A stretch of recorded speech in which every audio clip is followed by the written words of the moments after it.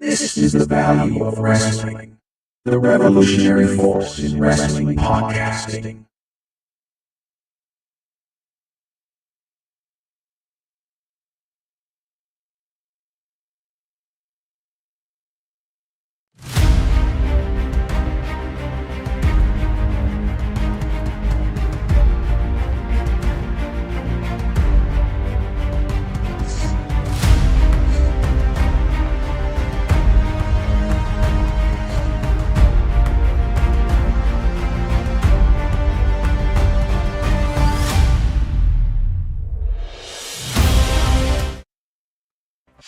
Oh, yes, ladies and gentlemen, we are here. We are here for the weekly roundup. We're going to talk about everything that went down this week in the world of professional wrestling. Some hot topics, some great stuff went down. A lot of news to discuss. And we're going to all break it down for you in just a moment, so please stand by. We'll be right back after this.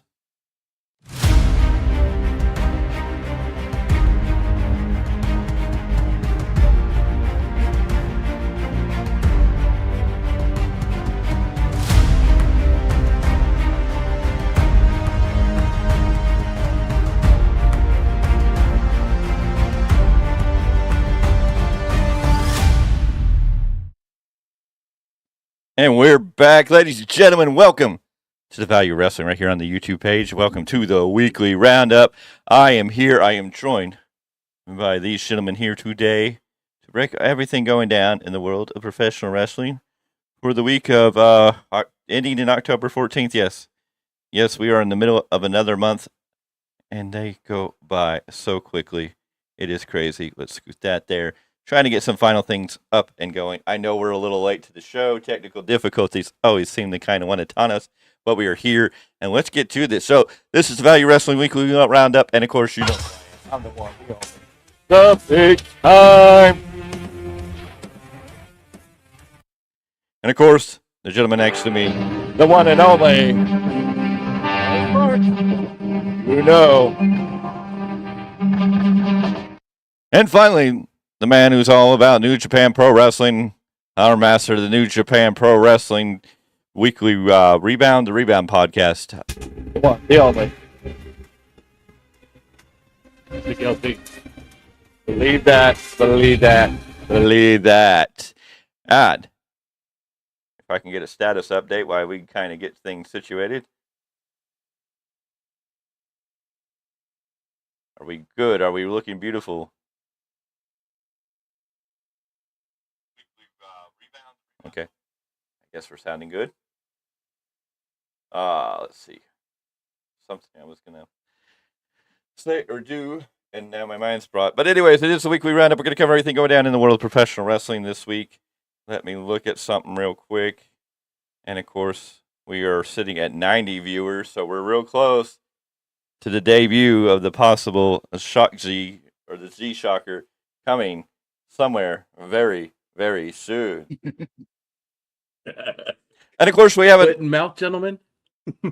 We have another special announcement. Mr. Clarke, what is the scheduled plan for 1,000 viewers? If we are able to get 1,000 subscribers to the Value Wrestling YouTube channel, what is the announcement that you need to make today?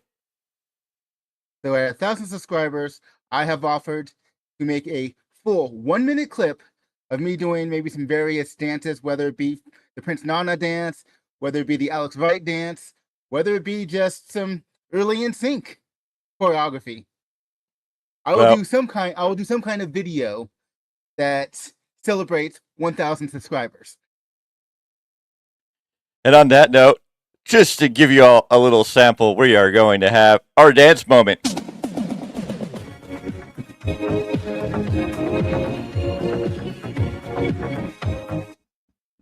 Yes, ladies and gentlemen, if that doesn't get you excited, I don't know what will. Anyways, welcome to the Value Wrestling. We are here, we are live, everything looking good, everything looking pretty. If you are with us in the chat, you're welcome to jump into the chat and join the conversation, because that's what it's here for. The chat is here for you to join in part of the conversation here and let us know what you think about whatever we are talking about. But gentlemen, shall we jump right into it? Let's get into the deep end. Let's get into the start of the week. We can talk about Monday Night Raw, which may not be Monday Night Raw for much longer, but we will have to wait and see. Lots of talks, lots of things going on there. I find it interesting. They're talking about moving Raw, but there's not been talk about moving NXT. But we will discuss that more in the news in the wrap up at the end of all this beautiful stuff. So starting with Raw, we open with Seth Rollins coming out talking about how he beat Shinsuke Nakamura, paying respect to Shinsuke Nakamura, and Rollins was doing his thing. Then Drew McIntyre came down, and Seth was kind of thrown off his game because he's not used to his challengers coming out and asking him for a match. He asked Drew, "Oh, you want a match?" Drew said yes. He goes, "So you're not going to attack me?" Drew said no, and so Seth Rollins accepted. Drew McIntyre went to leave. Then Damian Priest came out of nowhere from behind Seth Rollins and attacked him. Drew looked over his shoulder as he's become accustomed to and just kind of watched it all fall apart. Then Dominic Mysterio came running out with the briefcase, and Drew stopped him, eventually giving him a Glasgow kiss and chucking, I mean literally chucking that briefcase up against the Titantron.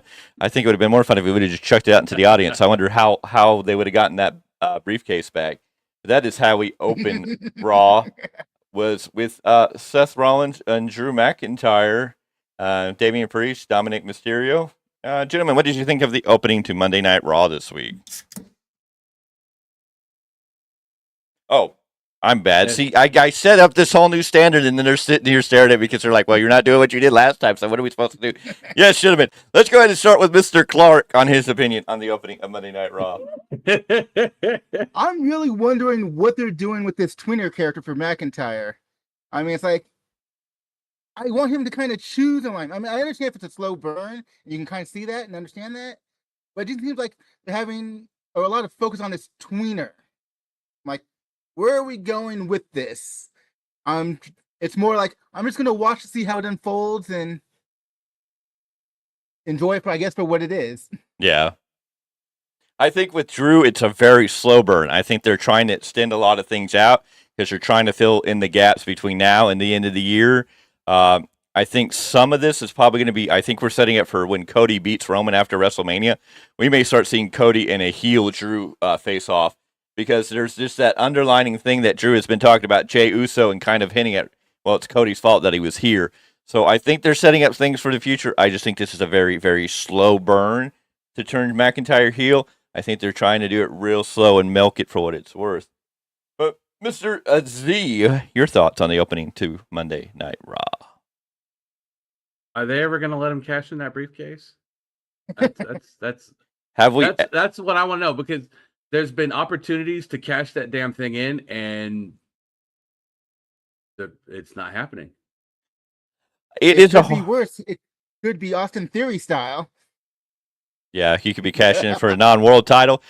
I don't know what they're going to do with Damian Priest. It doesn't look like Damian Priest really fits into a world title picture. I feel like he's going to cash in and lose, or somebody's going to use it. I don't know if Dominic's going to steal it from him. I don't know if Rhea's going to lose her belt and steal it from him. I feel like there's this weird thing, especially after the last time where Rhea took the briefcase kind of away from Damian Priest. It sets this precedent that she has this authority to take it from him. So I don't know if she will wind up taking it, if Dom will take it, if he's going to lose it to like Finn Balor using it, because there's not really a stipulation if somebody else brings it in and uses it. Does that count? What if we get, for the first time ever, he runs out of time? What if we're going to go for that we're just going to be dragged into it, and then it's going to be the next Money in the Bank, and he's going to not be able to cash it in? I mean, what happens when somebody goes a full year and doesn't use it? What is actually going to happen? So could we get what if we go all the way to Money in the Bank, and before the night's over, Damian Priest tries to cashes in on it, and then whoever won the new Money in the Bank cashes in on him? You could get some interesting storylines. I think this is the one time they may take it all the way, because we've never had anybody different go for it all the way. Been told. So it'll be interesting to see. All right, after that, we finally got Ivar beating Kofi Kingston with his moonsault. Ivar gets a victory. Thank God. I don't know what else to say about it. Ivar got a win. Congratulations. He didn't look like a punk getting beat by either by Kofi Kingston or Xavier, which they're great and talented in their own right. I'm not attacking them as not being good, but when you have somebody like Ivar doing such impressive moves and them kicking out, it just kind of kills the whole character dynamic. It just kind of takes you out of the whole thing, because you're like, there's got to be some dose of reality of like, if we got hit with that moonsault from Ivar, all of us would be laying in that mat crying. I promise you. Even Big Z over here would be sitting there crying. He'd be like, no. He'd be going, "Mommy, can I have some milk?" That's a lot of beef. So you mean we actually got a Viking Raider instead of Perplexing Raider? Yeah. All right. Okay, we're back. We were freezing there for a minute. Do either of you really have anything to add to that? Okay. I didn't really think anybody did. That's why I wasn't going to stop. After that, we get a vignette in the back where Priest is yelling at McDonough. Rhea walks in and tells him to chill out. Basically, there is a title match now for next week for the Judgment Day to get their rematch for the tag team titles next week on Raw. And Priest eventually tells McDonough to take care of Drew McIntyre. From there, we had the Raquel Rodriguez versus Nia. Excuse me, hold on, I got to do something. We had Raquel Rodriguez versus Nia in a match, which basically fell apart because Rhea Ripley came out and interfered in the match, which then brought out Shayna Baszler and everybody. Just kind of a weird feud that doesn't. I don't know what they're doing. It's kind of odd. Mr. Z, your thoughts on this women match? There, sir.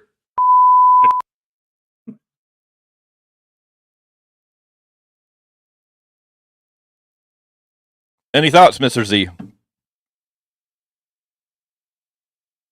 No? Okay. No. Mr. Clarke? No. I think all that can really be said. Our colleague Jane AIBot had posted an article on our YouTube. I think she's the only one who can really say anything about it, because from my perspective, what can you say but let it roll? Can I ask one question, since you're more associated with Jane? You kind of were the one that hired her on to the brand. Do you know what drugs she takes? Just curious. She's definitely a unique individual. We will say that. She has her own personal take, her own spin on things. Yeah. No. We've got some interesting characters on this channel, when they come out of the woodworks. But anyways, let's move on. So we got the DQ match, and Seth Rollins came up to Drew McIntyre and said, "Hey, the match is set for Crown Jewel." For the first time in a long time, WWE is jumping with it, running it right from the back, giving us the match, starting to set things for Crown Jewel, which is up here in like 2-3 weeks now. So I'm glad that they're getting right onto that. And so we're going to get Seth Rollins versus Drew McIntyre at Crown Jewel. From there, we had Cody and Jay in the ring. They came out as the tag teams. They had Michael Cole. Eventually, we got Sami Zayn and Kevin Owens coming out. And a lot of people were like, how is this going to play out? How is this going to work out now that Jay and Cody won the tag titles from Judgment Day? How are Sami and Kevin Owens going to feel about them being tag team champions? Sami came out, did what Sami stuff. Kevin, of course, was like, I don't care. I just want my belts back, which was normal Kevin stuff. And they agreed on a match. They said, they basically were making, you guys aren't going to give us a match. Cody's like, yeah, I'll give you a match. So we got a match set for the tag team titles at the end of the show. Of course, those winners of that match are going to go on to next Monday to face the tag team champions. So, anyways, gentlemen, your thoughts on that?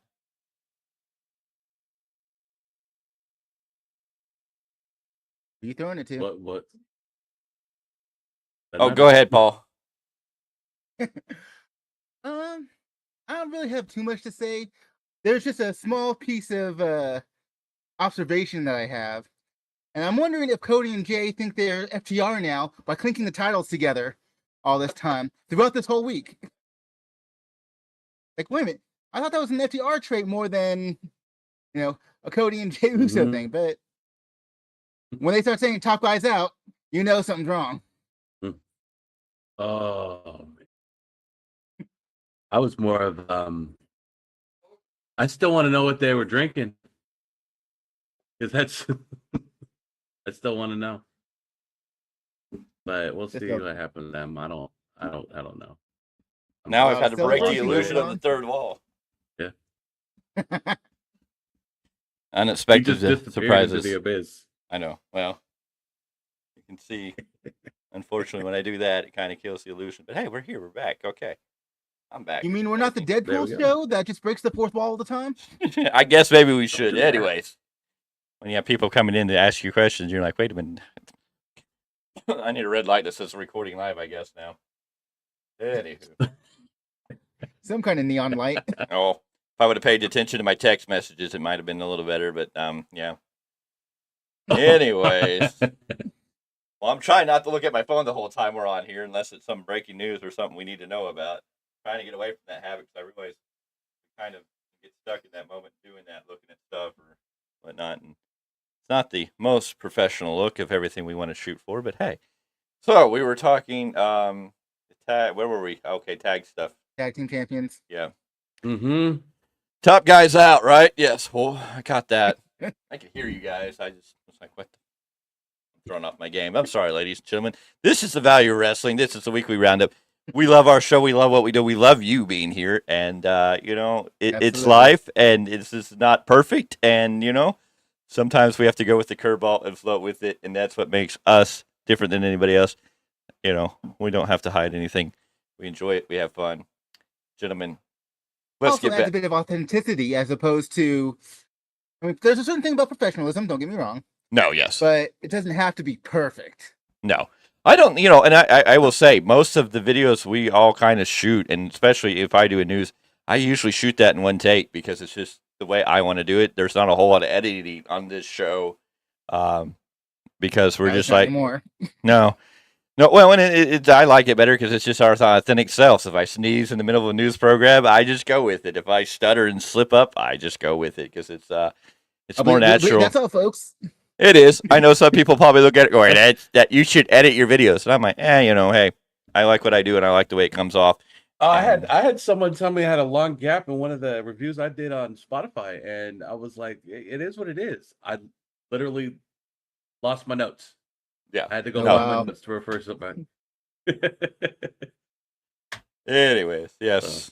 Living situations when you have somebody come in. The kid knows. The kid usually knows. The dad doesn't know. So, well, my internet went out, so he was checking on the fact that I get my internet back. Because the reason we were delayed is my whole internet crashed. I had to reboot everything and get everything back up and running since I'm kind of the central hub of You're the connecting glue of us the all damn show. together. Mm-hmm. So if you're watching this later, hey, good for you. We are who we are, and we love being here. Anyways, I was gonna burp again, but I'm good. We got Bronson Reed versus Ricochet versus Chad Gable. Tsunami on the Ricochet. Bronson Reed wins, and now we're gonna get Bronson Reed versus Gunther for the Intercontinental Championship. And did you have something to add in there, Mr. Z? No, you two want to get into a whole lot of meat coming through. You like big meat being chopped, don't you? Woo, chopped meat. Damn. Oh, he likes choppy meat, and you like chopped meat. I guess we're all set. Who's choppy, Roddy? Caliente, toppy. Oh boy. I guess with that note.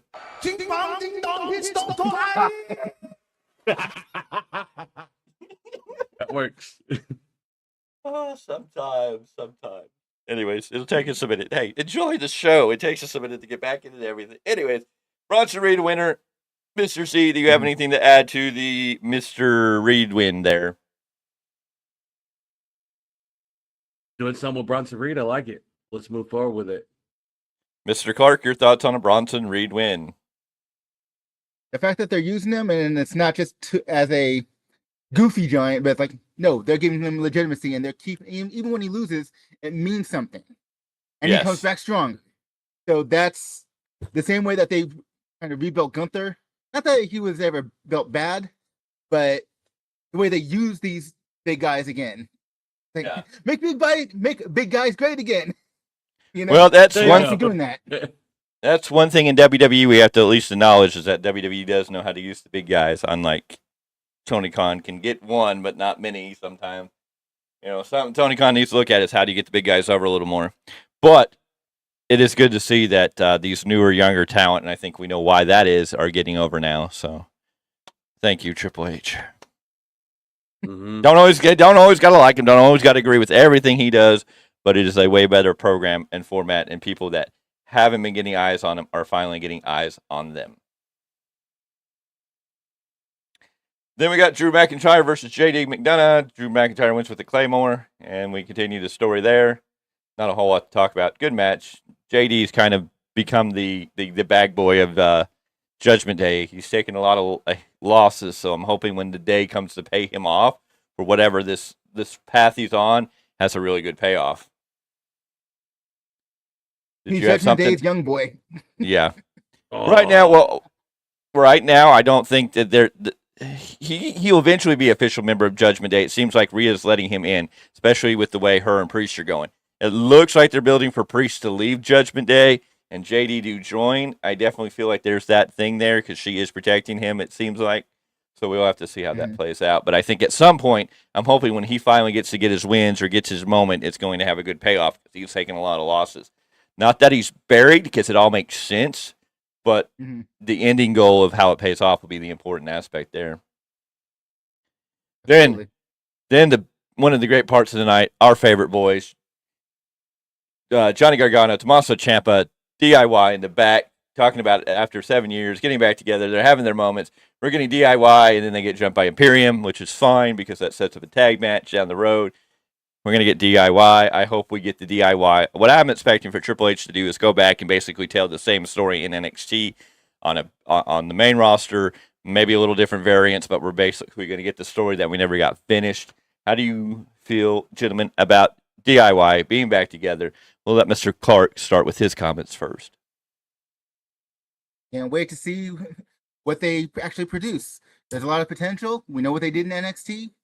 I don't know that they didn't finish the story, but they could definitely do kind of a retell and make it bigger, make it grander, and be more satisfying than what they could do in NXT because of the different getting hurt and the injuries and whatnot, and just the bad timing. Well, they were supposed to finish the story at an NXT show where Johnny Gargano was supposed to beat Tommaso Ciampa for the NXT title, but Vince brought them both up to the main card, and then Tommaso Ciampa got injured, so they lost that whole NXT big main event back in that day. And, of course, then it turned into, what we got out of that was eventually Johnny Gargano getting the way together and becoming heel, and we got a little different variant of Johnny Gargano. So there was a lot of benefit. Triple H saved it, but at that time, it was supposed to be Johnny Gargano getting his moment by beating Tommaso Ciampa for that NXT title.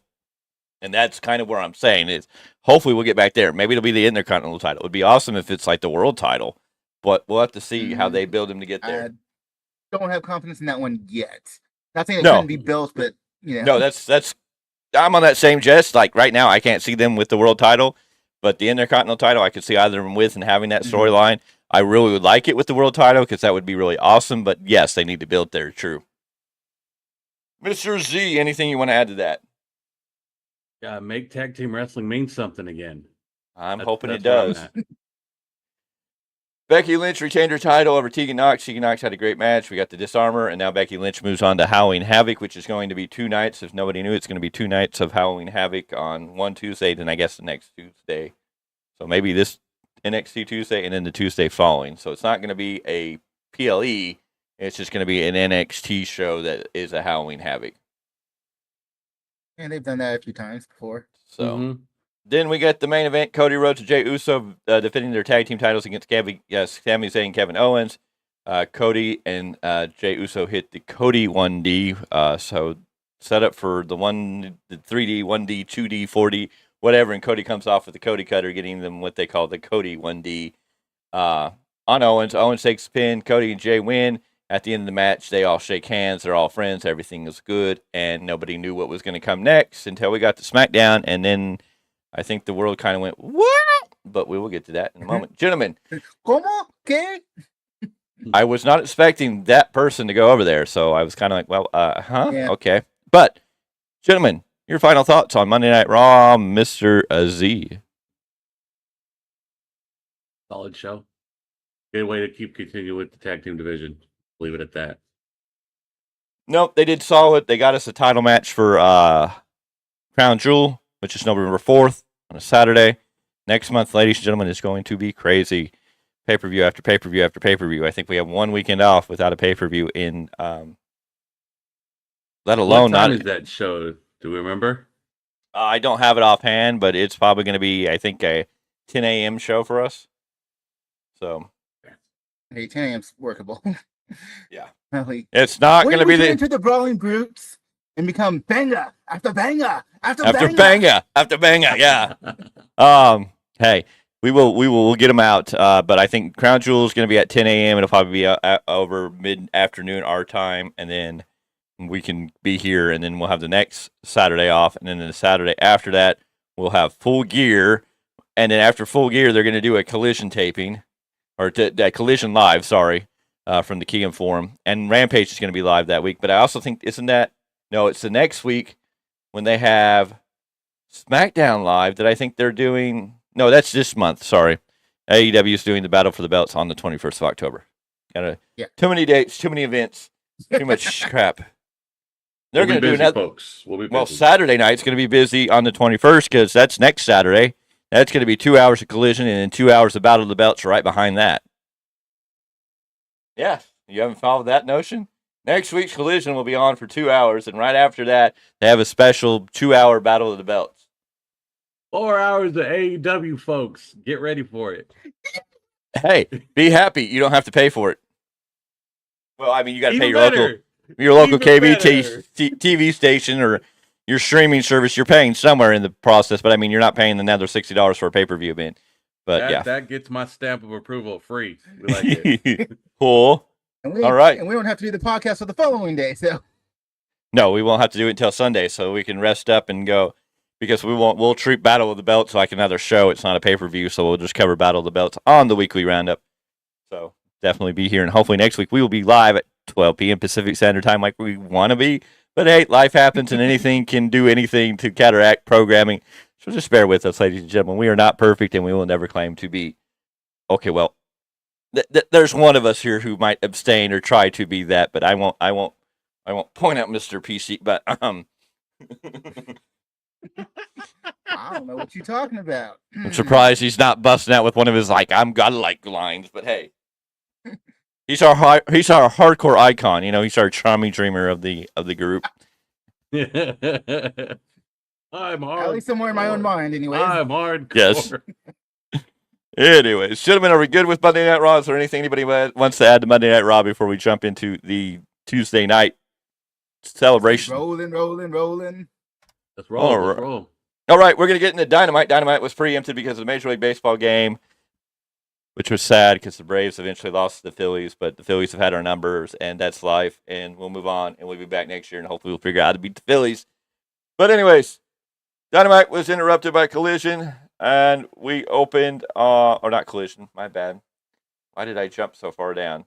Screw up everything. Get back to Dynamite. Dynamite was on Tuesday night, and of course, the Tuesday night battle happened. We had the Tuesday Night War. We will discuss the Tuesday Night War after we cover all the shows, but the Tuesday Night Wars happened, and Tony Khan got an extra, or the first 30 minutes was commercial-free. NXT was first 30 minutes commercial-free, but then Tony Khan said, I'm going to add an extra 30 minutes. So he started open with a buy-in on YouTube, which was basically just a brutal match. That a lot of people, and I agree, this probably should have been the match that was on TV. You could have taken one of the TV matches and put it on the pre-show, because this match was probably one of the better matches of the night. Eddie Kingston versus Minoru Suzuki. Eddie Kingston gets the win after popping this fucker in the face oops, I shouldn't have said that, but he hit him with his finishing, that back elbow, that hand slap. Spinning back fist. Yes, that spinning back fist, 5 times, and that fool just what? Mm-hmm. And I'm just I get when you want to make somebody look strong, but making somebody just take 5 finishers and not feel a thing is a little over the top. But again, anybody else other than Suzuki. Yeah, anybody else other than him, it wouldn't work. But because it's him, and he's I don't know, Murder Grandpa. He's got Super Saiyan powers, he Mm-hmm. he's so I mean, if you understand the New Japan psychology style, which is not like American psychology, the whole strong style idea is to be able to take those hits and still somehow keep ticking. They took it's not as bad as Lucha Libre, but they just move after move after Oh move. yeah. Well, they just fly over. It's a lot more bravado, a lot more, Well, take these hits. Japanese strong style is all about ground and pound and hitting and beating the living snot out of each other. Lucha Libre is about who can fly higher. I swear, their whole goal is, You'll go to touch Tuppa Stadium. You know, they go out there and figure out who can fly to the top of the arena by natural forces, you know. But no. Maybe taking that Creed song a little too close to heart. Can you take me higher? I'm waiting for one of them to like bust out with the jetpack and fly up and do like a 9,000, 450, 200 something, you know? By God, he's got to be dead. He's got to be dead. This fool came out of the rafters and did a 10,652 flip-floppity flu-flop flash. Yeah. Welcome to the Value of Wrestling, where I start saying random stuff and it just goes bad. But hey, I mean, I saved it. Think about Lucha Underground. How many times did they jump off of the balcony there? That's right. My niggas. Jesus, I saw a video, some rinky-dink small independent fed where they had 3 tables stacked up, and they threw one guy, and these were like big, like coffee tables, like wooden tables, and they didn't break, and they had 3 of them stacked up on one another, and they were all about 3 feet tall. I mean, these were big tables. These were like dining room sized tables, and they were stacked up. And then basically the guy threw the guy off the second floor onto this table, and that guy hit that first table. It didn't break, and then he fell all the way down to the rest of the way to the floor. I'm just like, hey. He bounced off the table. That is not a good thing. No, the table didn't break. He just went blah. Anyways, Yeah. we'll get back to Dynamite. Anyways, Eddie Kingston gets a win over Suzuki in a match that was just, if you like that, it's a good match. I mean, it was a damn good match. They just beat the snot out of each other. And then at the end, they took a couple more shots at each other and then, hugged it out. And great stuff. Then in that first 30 minutes of Dynamite, we opened with Bryan Danielson versus Swerve Strickland. Bryan Danielson getting the win, which means he had a TNT title shot against Christian on Collision, which we'll get into when we get to Collision. Great match. Both these guys brought it. Awesome match. Gentlemen, we'll start with Mr. Clarke. Swerve Strickland, Bryan Danielson. Dragon versus Swerve's house. Oh, man. Swerve's got so much potential, and I am just waiting for them to start pull the trigger on him. We know what Bryan Danielson can do. We know the American Dragon, in my opinion, is still the best in the world. That title has been used on him before CM Punk, before it was a pay-per-view title, etc., but not going into all that. I love this match. But I do want to see them do more with Swerve as far as getting those wins. He doesn't necessarily have to be in the world title picture, but to be in the main event status, regardless of the title. That's what I want to see for Swerve. Mr. Z, your thoughts? I'm with Paul on that one. It's just they need to pull the trigger on them. There's so much there. They need to let it loose for once. Let Swerve be Swerve. All right. Then we got Powerhouse Pobbs just beating the snot out of Chris Jericho, just running over him and just leaving him in a heap of pile. And yeah, we got just a beatdown. I was so surprised to see at the dominant fashion they actually put Powerhouse Hobbs over. Yeah. And over Jericho specifically, it's like, I mean, Jericho put someone over, okay. I mean, he did it for Fandango. That's not saying much. But in the dominant fashion that they allowed him to do, I'm like, oh shit. They're actually starting to get serious now. Finally, we're getting somewhere. Okay. Speaking of Dango, we have Dirty Dango now. He found a new friend in Impact. Vladimir is back. I don't know what they call him because I didn't catch that, but Vladimir Kozlov's back and looks like a freaking beast.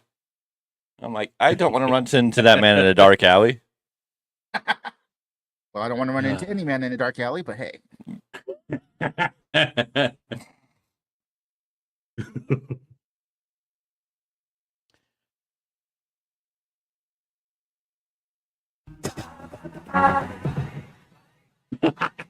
I didn't even know where to go with that. It was just like, okay, yeah, no. I don't care. You come in my face, I'm gonna fight you.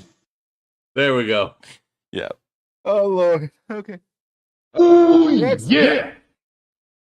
All right. So from there we got the Adam Cole erotic strong package. Adam, take care of me, Adam. And I'm kind of over the vignettes. I know they got to do something to keep Adam Cole fresh and keep the storyline fresh, but I don't get the vignettes anymore. They're kind of getting over goofy. Adam Cole's been in a lot. He did it with MJF, and now he's doing it with Roderick Strong, and these over-the-top goofy things. And I'm like, it's good to a point, but I want to see Adam Cole get back to serious Adam Cole. It's just kind of, I don't know. Then we got a shock of the night. Orange Cassidy defeating Rey Fenix to win back the International Championship.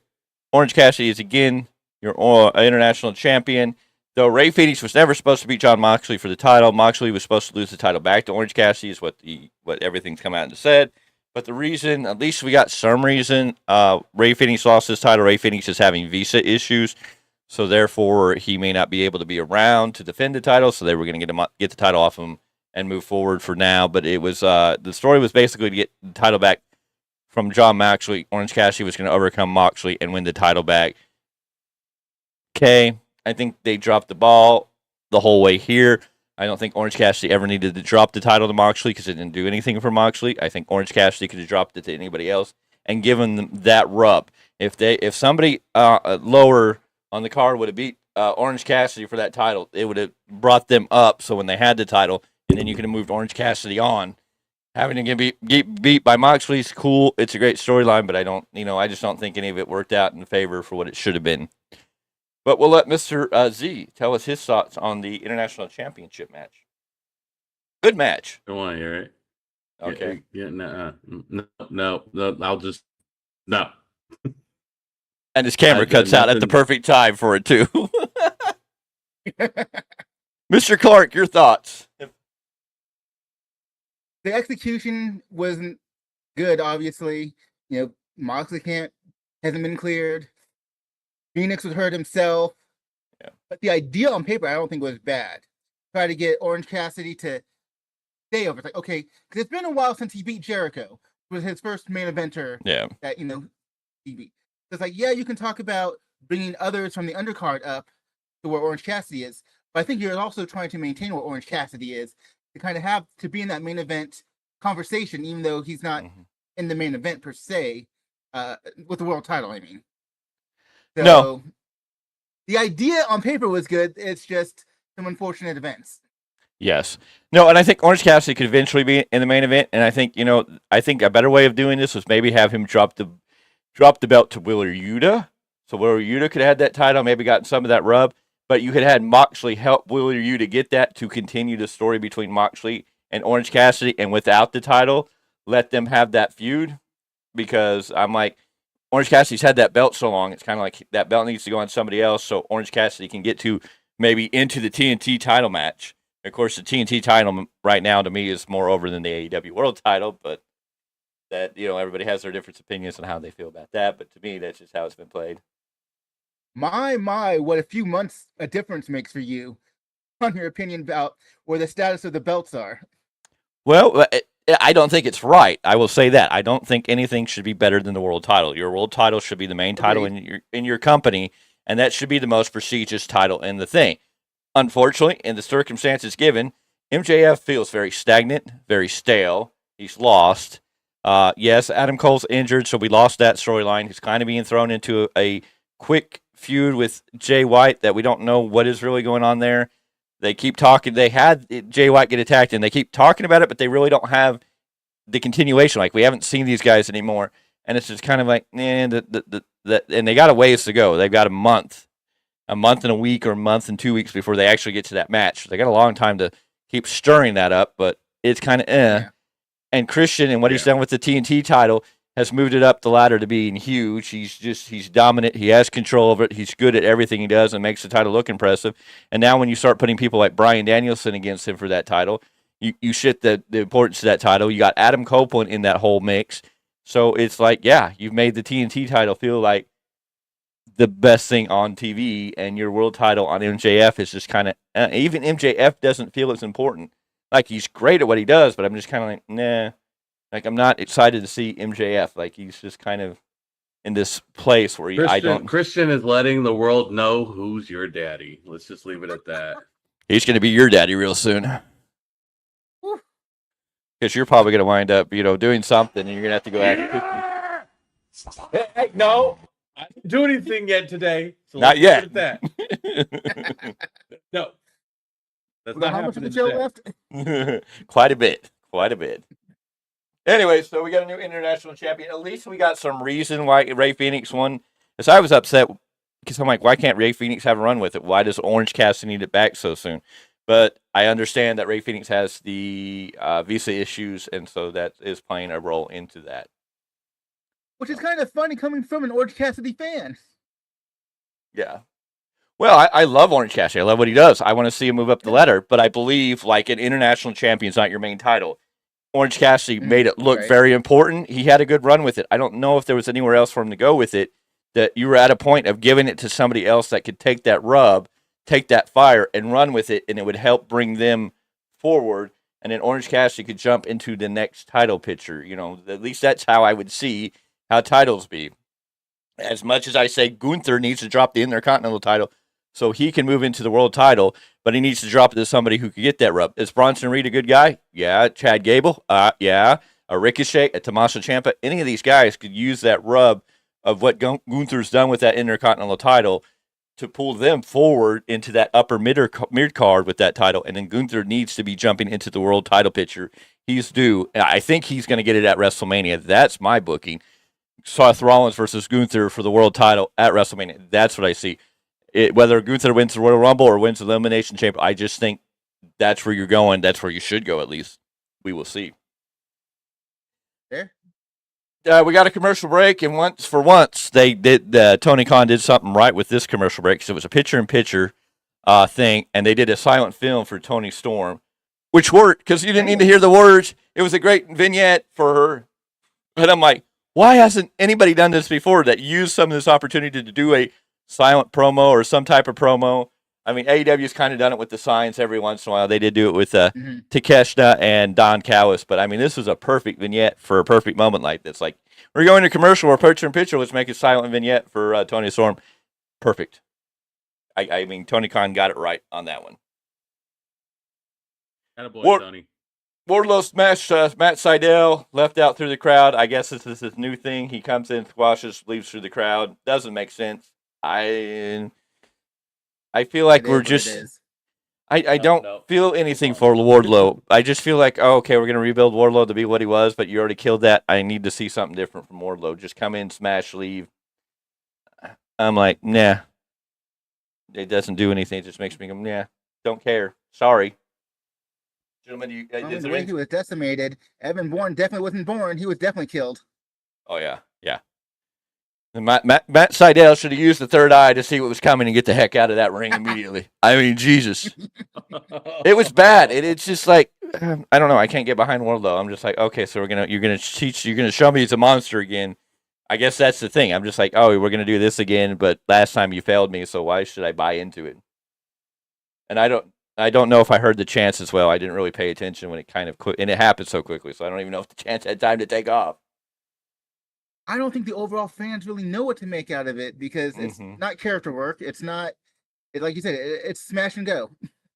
And he goes out through the crowd, so it's just even more weird that he comes down the entranceway, he smashes, he goes out through the crowd. Like, hopefully they give us some reason what this is about to help fill in the gaps. Otherwise, optically, it just kind of looks like, oh, okay. I don't know. He makes me feel like he doesn't want to be there. That's what really it makes me feel like it's a turnoff. Like he just comes in, does his match, and leave. Like I don't want to be here. So I don't know. Then we got a good match between Jay White and Hangman Adam Page. We got a roll up. Jay White getting the victory there. Then we got the back and forth between MJF and Jay White and all that stuff. Decent match. Good promo afterwards. I don't know if there was a whole lot to write home about that. Do you guys have anything to add to that at the moment, or should I keep going? Go ahead. All right. Then we got the AEW World's Women's Championship. Another one of these moments where I just felt like this was done for shock purposes, attention purposes. I don't get it. There is no injury to Saraya. There is no issues with Saraya that I can dig up, and I've dug and looked and checked on every report, and every report saying the same thing. Nobody understands why this was done, but Hikaru Shida wins. She becomes the first ever three-time women's champion in AEW. And Saraya loses her belt after everything that kind of went in there. And if I'm correct, Toni Storm had the belt. They dropped it to Hikaru Shida, and then they had the three-way dance at All In where Saraya won it like a couple weeks after Hikaru Shida won it, and now we're just a month and a half after all that and the big build-up. Saraya had our whole family out there when she won the title, and then she drops the title on a Tuesday Dynamite, kind of just lacklusterly, just I don't know, didn't make sense. It was a decent match, but the ending kind of just destroyed it for me. Not to say Hikaru Shida's bad in any way. It's just like, why are we putting the title back on her already again? I don't know if this was for a shock value, if Tony was trying to draw eyes by making a title change, or if this, I don't know. Mr. Clarke, your thoughts? I looked at the Saraya's title win All In as a token victory. I didn't think she was going to have it for like this year long or whatever. I didn't think she was going to have it for a long time. I think the point was to create a moment, which that was the perfect time to create a moment at All In. So I was shocked that Shida won it when she did, but I'm not shocked looking back also. I can understand that. I mean, I can get. I didn't see Saraya running with this title a long time. I just didn't think it would have been Hikaru Shida that would have won back this title. And again, I feel Hikaru Shida is a safety fall for Tony Khan. Like, I need somebody to put the title on. We'll put it on her. It'll be safe instead of because it felt like maybe this would have been Tony Storm's build up, or something that Saraya could have dropped it to somebody else coming up other than just going back to the same person. Mr. Z, your thoughts? That left me a loss for words for one, just a sudden title change. Like Paul said, I wasn't expecting a giant run from Saraya, but I would have expected him to drop it to somebody who's hot right now on their women's roster. But I mean, like you said, safety blanket. Sometimes you need to go back to it. Yeah, and I would have thought after her winning it at a big pay-per-view, you would have dropped this title at a little bigger of an event than a title Tuesday. But did you have a rebuttal? Have a question out of all that. Yeah. If we're calling Shida safe, wouldn't the safe bet been someone like Britt Baker? I think Hikaru Shida just seems like the safe bet. Like, they know she's going to put on good matches. She can carry the title. I don't know. I think the fans are more accepting in that sense of Hikaru Shida. I think, or at least Tony Khan thinks the fans are like, okay, her having the belt, we're not going to mad. If it would have went to Britt Baker, you might have gotten more fans upset that Britt Baker was going. And then the narrative would have been, oh, she only got it because she's Tony Khan's girl. She only got it because she's safe. It would have been that same thing that a lot of people did with WWE and Vince McMahon about, oh, Charlotte's only got the belt because that's Vince's girl. So yeah. That would be the only reason I would say you don't give it to Britt Baker, because you would have gotten that narrative. Hikaru Shida, I think, is safe because the fans accept it, but I still think he was trying to get a title change on TV to shock everybody, and it was just safe to put her in the title on her. Don't sneeze. Uno momento, por favor. Welcome back to the party. Anyways, and then we got the main event of the night. Adam Copeland makes his in-ring debut against Luchasaurus. And Luchasaurus pretty much beat the snot out of Adam Copeland most of this match until the end. Christian came down, and then Adam Copeland took the title away from Christian, hit Luchasaurus back in the head. He kind of stumbled and turned around. Adam Copeland threw the title back to Christian, and Luchasaurus was confused, thinking Christian hit him back in the head, which just makes Luchasaurus look stupid. Then we get a spear, and it's over. And this was also like 15 minutes after the normal ending time. And this match went like 30 minutes, with if you add in Christian's 10 minutes of talking prior to the match. Then the match starting went 10 minutes, and then went 15 minutes beyond the time.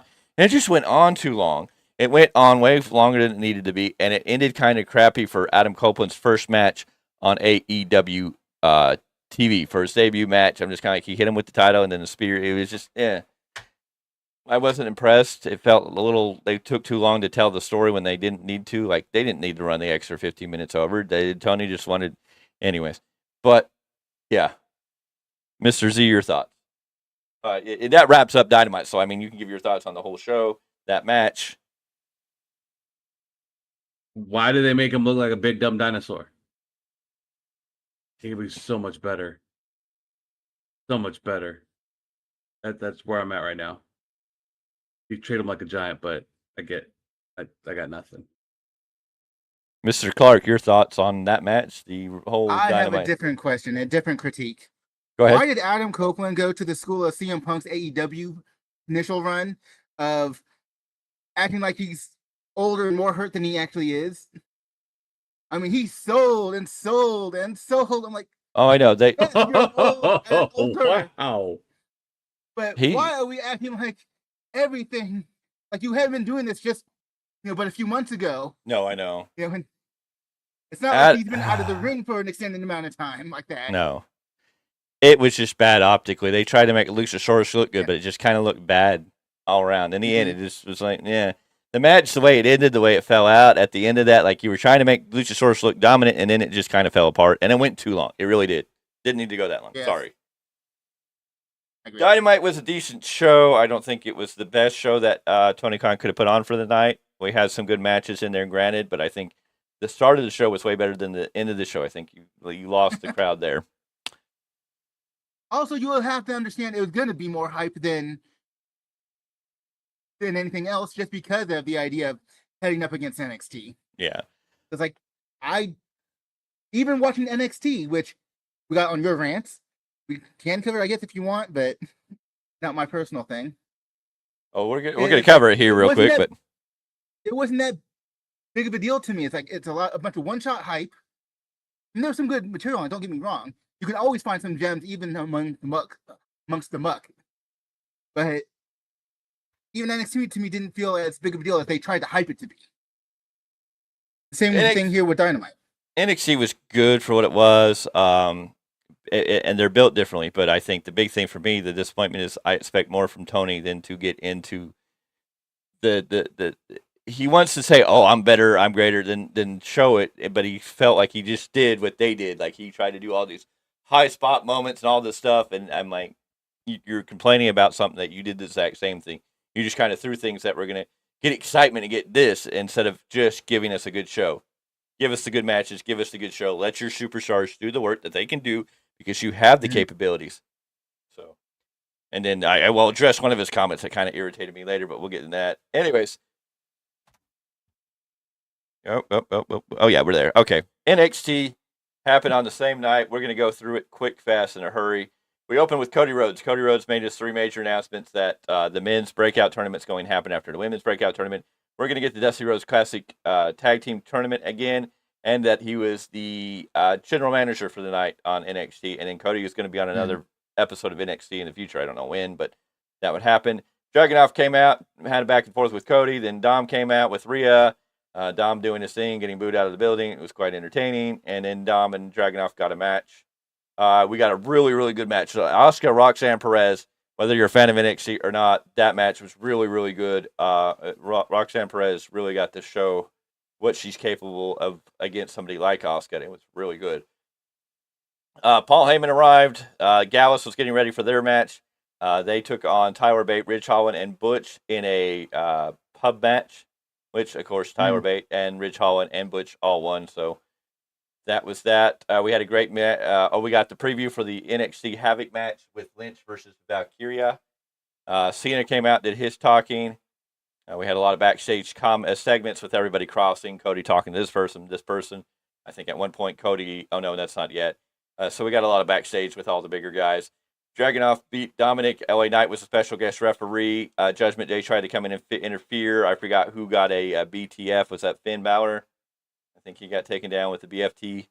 And then Dragunov pinned Dominic.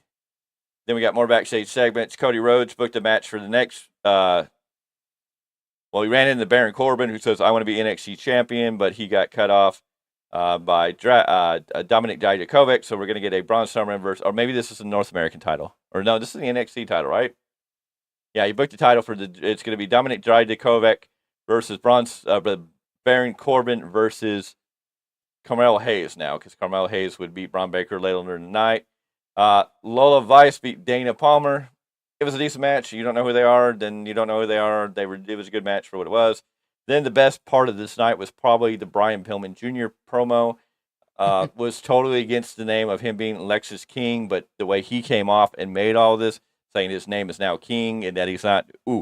Brian Pillman Jr. is going to be a hot commodity coming into NXT and coming into WWE, and it's going to be awesome. We have a chat. Hey, thank you for joining us in the chat. You're always welcome to join our conversation. Anyways, yeah, I think the best part was Brian Pillman Jr. doing his thing. I mean, he's going to be awesome. This new Lexus King character, I think, at first you hear the name, you're kind of like, ew, but then when you get his promo package and you're like, okay, now it makes sense and I'm ready for this. The way it came off in general, I was like, that's how you debut somebody. That is exactly how you do it. He's going to be a hot commodity. It's going to be interesting to see how he plays out. Carmelo Hayes did defeat Bron Breakker at the end. Bron Breakker speared Carmelo Hayes and then said, I'm a badass, which cued in The Undertaker, who came down and called him Punk. Did the Undertaker thing, got the Undertaker pop. Yay, we had the Undertaker on NXT. It was a great moment. NXT did what it needed to do, and we moved forward. Do you gentlemen have anything that you want to add about NXT? I'm ready to see Lexus King in the ring, honestly. Oh, okay, that's fair. I still kind of follow Thea Hale and what she's doing with JC Jane. Yeah, they did have a Chase U moment there that was quite interesting too. So, anyways, let's get into SmackDown. We touched on NXT. We'll get back to NXT and the fallout of NXT and Dynamite. Tony Khan getting a little ridiculous, and I think the rumor came out that Daddy said you need to stop it. I think Daddy came out and said, no more. So Shad Khan spoke up, put somebody in place. I don't know. That's just what I've heard. Anyways, let's get into. Oh, I skipped over SmackDown. Did I? Oh yeah, there we go. Let's get back to SmackDown. SmackDown opens with John Cena being here. He comes out, talks. Roman Reigns makes his debut. John Cena's like, I'm not here to challenge you. I don't want to challenge you, but I know who is. Thank God we're not getting the Cena Roman Reigns match, or the Cena Roman Reigns match that was being talked about for so long. Of course, SmackDown, I got to make one announcement. SmackDown was in my hometown of Tulsa, Oklahoma. I'm originally from Tulsa, Oklahoma, or at least the outside area of Broken Arrow, Oklahoma, right there. Been in that arena to watch SmackDown before, but yeah, that's my hometown. Got to bring that up. Got to rep, But anyway, Cena was out there. LA Knight eventually came out. LA Knight and Roman Reigns. It looks like they will be facing each other at Crown Jewel for the WWE Championship. Great opening segment. Gentlemen, your thoughts on the opening segment, Mr. Z? Do you hear that pop for LA Knight? Dude, the crowd in Tulsa made me proud. Yeah, it was louder than Roman's. That's saying something. Please don't screw this up. It's going to be some shenanigans, LA Knight is not going to walk away with the title, at least not at this point. But hopefully they still retain him to be strong. So when it is time to pull the trigger, they can actually pull that trigger. If they screw, or maybe it's not they so much as maybe Vince himself, just didn't pull the trigger just on his fame, let alone the fact that he's getting himself over, let alone, getting to the point of holding a title. The title, I should say. Yeah. We know it's not in the foreseeable future because that's Cody's role. Oh, whether it's a future world heavyweight title shot down the line, whether it is down the line for the WWE Universal, World Heavyweight, whatever they're calling that now. Roman's presently. Right now, I think if you didn't catch it at the end of this show, they told you who they told you the story's there. They told you who Roman's dropping that title to. It was plain as day that no matter what the news or rumors are, Cody's story is going to end, and that came towards the end of the match. But I think you could have LA Knight lose to Roman here, keep him strong. However you do it, you make LA Knight look strong. But I think you could hold LA Knight until after WrestleMania. Then what you can really do, because I'm sorry, there's one thing about LA Knight. LA Knight's good. He's getting over as a babyface. But that fool is going to be better as a heel. And you could have him turn. Oh, absolutely. You could have him turn on Cody and go against Cody as a heel LA Knight for that title. And you're going to get a banger in that series because that's just going to be incredible. And giving him the heel. There are some guys that are just better as heels. LA Knight is one of those guys. Eli Drake, whatever you want to refer to him as, is just much better as a heel. Is he good at being this babyface? Yes, but once he runs that over a heel, and I'm like, I think it would be perfect. LA Knight versus Cody Rhodes as LA Knight as a heel. Oh, I know you're making a lot of money off his sale, but you're still going to sell LA Knight gear, even if he is a full-on heel. Period. Mm-hmm. Anyways, Let me we try to got. quote. Let me quote Bautista and say, "Give me what I want. Give me what I want. Give me what I want." Shoes, please. Oh. I'm gonna drink a big glass of milk. No way. One more. Hey. Now, Or what you want. No, anyways, we're here to have fun. We're messing around. Anyways, the Pretty Deadly finally made the return. What's his name? I can't remember their names. Elton Strong.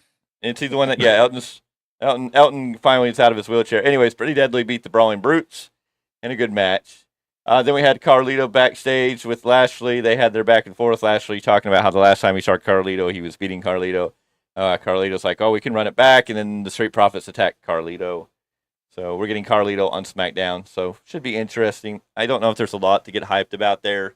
It's been a long time. It'll be something different. But, I mean, it's Carlito. Carlito back in the day was good. Now, I don't know. We just have to wait and see how they use him. We had Roman talking to Jimmy in the back. Jimmy talking about how he's the quarterback or trying to be the quarterback. He's doing the quarterback thing. He's trying to be like Roman, and we see that this is going to run an issue. I don't know how this is going to play out eventually, but eventually Jimmy and Solo. I mean, we're going to get Jimmy and Solo trying to take the tag titles away. So we'll see how that goes. Roman also said it's a sham, it's a scam. Your brother's wearing the tag team titles along with Cody. The reference to Cody just implants more where we are going. We got to see Bayley in the ring, which I know made Mr. Clarke happy. She beat Zelina Vega with the Rose Plant. Bayley got some time in the ring, and Mr. Clarke was a very happy man.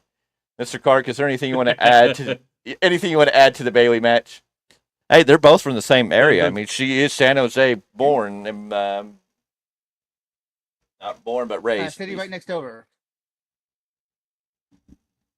She's pronounced from San Jose, but she's actually from Santa Clara. Santa Clara. Okay. Same ballpark, same area. It's all South Bay. Basically. You could have been neighbors. You could have babysat her. Oh, this is not the show for fantasies.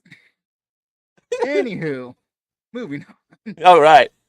Then we got Triple Especially H. when Bayley gets a win on top of just performing in general. I'm down.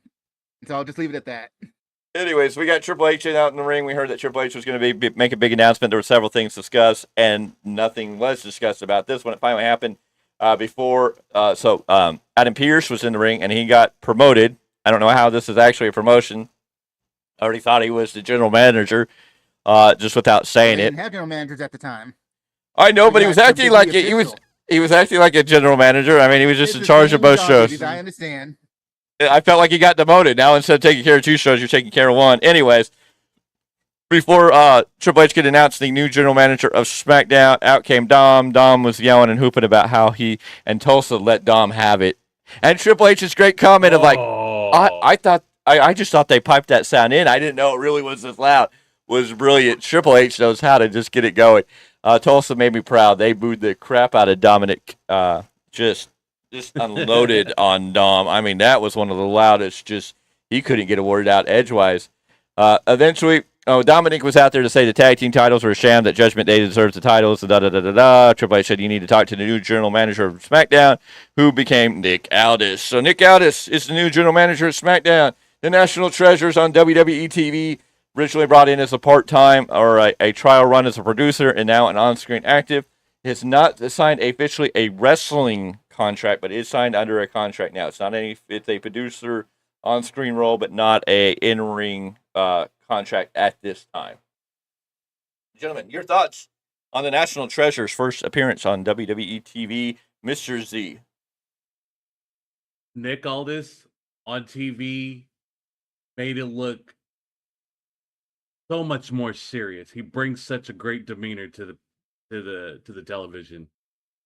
I'm looking forward to what they do with him as far as being a GM and how he's gonna take that role and make it look like it means something. Mr. Clarke, I know you have a lot to say about this matter. all this, whether as a mediator through being the general manager or just the general promos and storytelling that he can do. I just can't wait. Can't wait to see what they continue to do with him. They started strong for his debut episode. I'm having a mental gasm just remembering. It should be it should be interesting. It should be great if they do it all right. I do hear that there are murmurs that they may bring in Mickie James to pair with him to give us a new power couple. I do feel that though he came off the way he did, I do think he's probably going to be our heel general manager. That's just the vibe I got. That's fine.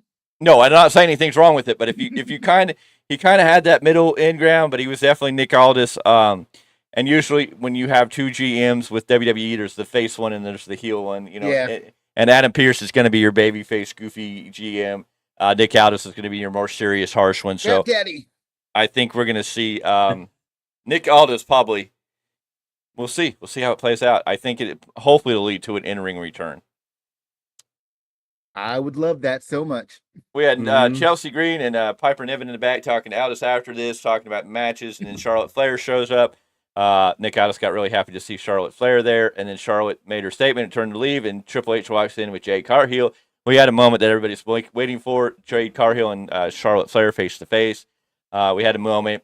Jade Cargill, or Triple H tried to introduce Jade Cargill, but Charlotte's like, I already know who you are, Jade. So they had a brief moment there. I hope they do not rush the Charlotte-Jade Cargill match to the first match. I know a lot of people are like, that's what they want to see, and I'm like, that is not the way it needs to go. I don't know if that's what they're doing though, because it looks more like a slow. The way it looks like a slow burn for Jade in general, just to get into the ring, let alone to have a match against Charlotte. I know, but a lot of people want to see her against Charlotte. They're like, oh, that should be her first match. And I'm like, no, that should not be her first match. No, that's what you're building to. That shouldn't be the first match. No, but it needs to be a slow burn. And the thing is, they're getting Jade Cargill over more than I think AEW ever had Jade Cargill over. Simply with vignettes. That's true. Just having her show up everywhere. She ain't even stepped in the ring and showed anything. Exactly. And she is like, you're dying to see her. Everybody's talking about seeing Jade Cargill wrestle in WWE. But the good thing that they're doing this, they're building her up.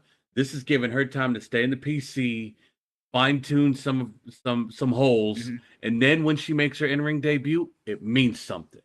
And that's the thing, though.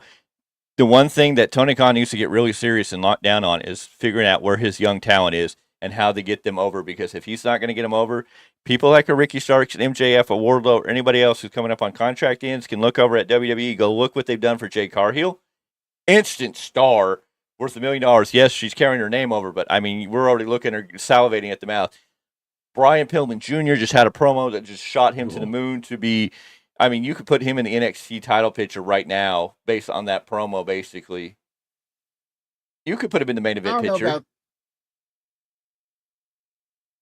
With the storyline and the right character. I guess you could put him in the picture. I guess I just wouldn't put the title on him yet. Oh, no, I wouldn't put. I wouldn't have him put the title on him. But you could have him have a couple matches. Come out and confront the champ. Oh, yeah. Just make a statement that he's there to take what he's got. Oh, yeah. But, I mean, just in that promo alone, and then everything they've already done for Dragon Lee. They made Dragon Lee feel very impressive with all the little stuff they're doing with him. Let alone they're taking, as Mr. Clarke likes, Ludwig Kaiser and making him feel like a superstar in the making. So, I mean, if you're over in AEW as a young talent, looking at WWE going, well, you know, if I go over there, they're going to shoot me to the moon, which is what WWE should do. Anybody they get from AEW, they need to take and go, here, let's shoot you to the moon. Let's give you the keys to the kingdom because, you know, that's only going to help. I guess the Niners did something stupid or the Browns. Stop it. Lord. Don't leave me alone. Leave me alone. Well, if you do something on screen on live YouTube, you are live, sir, live, in charge, in person. Sorry, folks. The Niner game is on right now. There is a bit 2 left on the clock. They're down by 2, and a big play just happened. So sorry, folks. Well, the Niners need to win so I can get my 49% off pizza. So there you go. Well, Mountain they're on Mike's, the road to doing that right now, so we're good. They need to win so I can get my 49% off my Mountain Mike's pizza on Tuesday. Every week they win, you get 49% off pizza. If you don't know, go check out Mountain Mike's. I shouldn't be promoting anybody without getting special treatment, but hey, this is just a fact. Anyways, so From there, we had the undisputed title match. Jimmy Uso and Cody Rhodes took on Austin Theory and Grayson Waller. Rhodes and Uso win. Grayson Waller and Theory look good in this match. Hope they keep them together. We'll see how that builds going forward. Afterwards, we got Jimmy and Solo coming out to stare down the tag champs, and then Roman came out, and we had the Roman Cody stare off, which tells you exactly what's going to happen there. Will Jimmy and Solo take the tag titles off of Cody and Jimmy? Possibly. I would assume that would probably be the right place to go for now to make the story continue to make sense until they drop the titles, but we're going to have to see how that plays out. LA Knight beat Solo Sikoa. They added some interference, but I don't know. It kind of took away a little bit from Solo Sikoa to have LA Knight win, but I guess you want LA Knight to look hot going into the crown jewel. I was already mixed there. Of course, after match, Roman came out of nowhere and speared the snot. I mean, just it ran through LA Knight. LA Knight definitely sold a good spear there. That was SmackDown. I'll let Mr. Z jump in on his thoughts on SmackDown before another happened things in the football game. Our viewer just said that they hate Dom. Let me tell you something.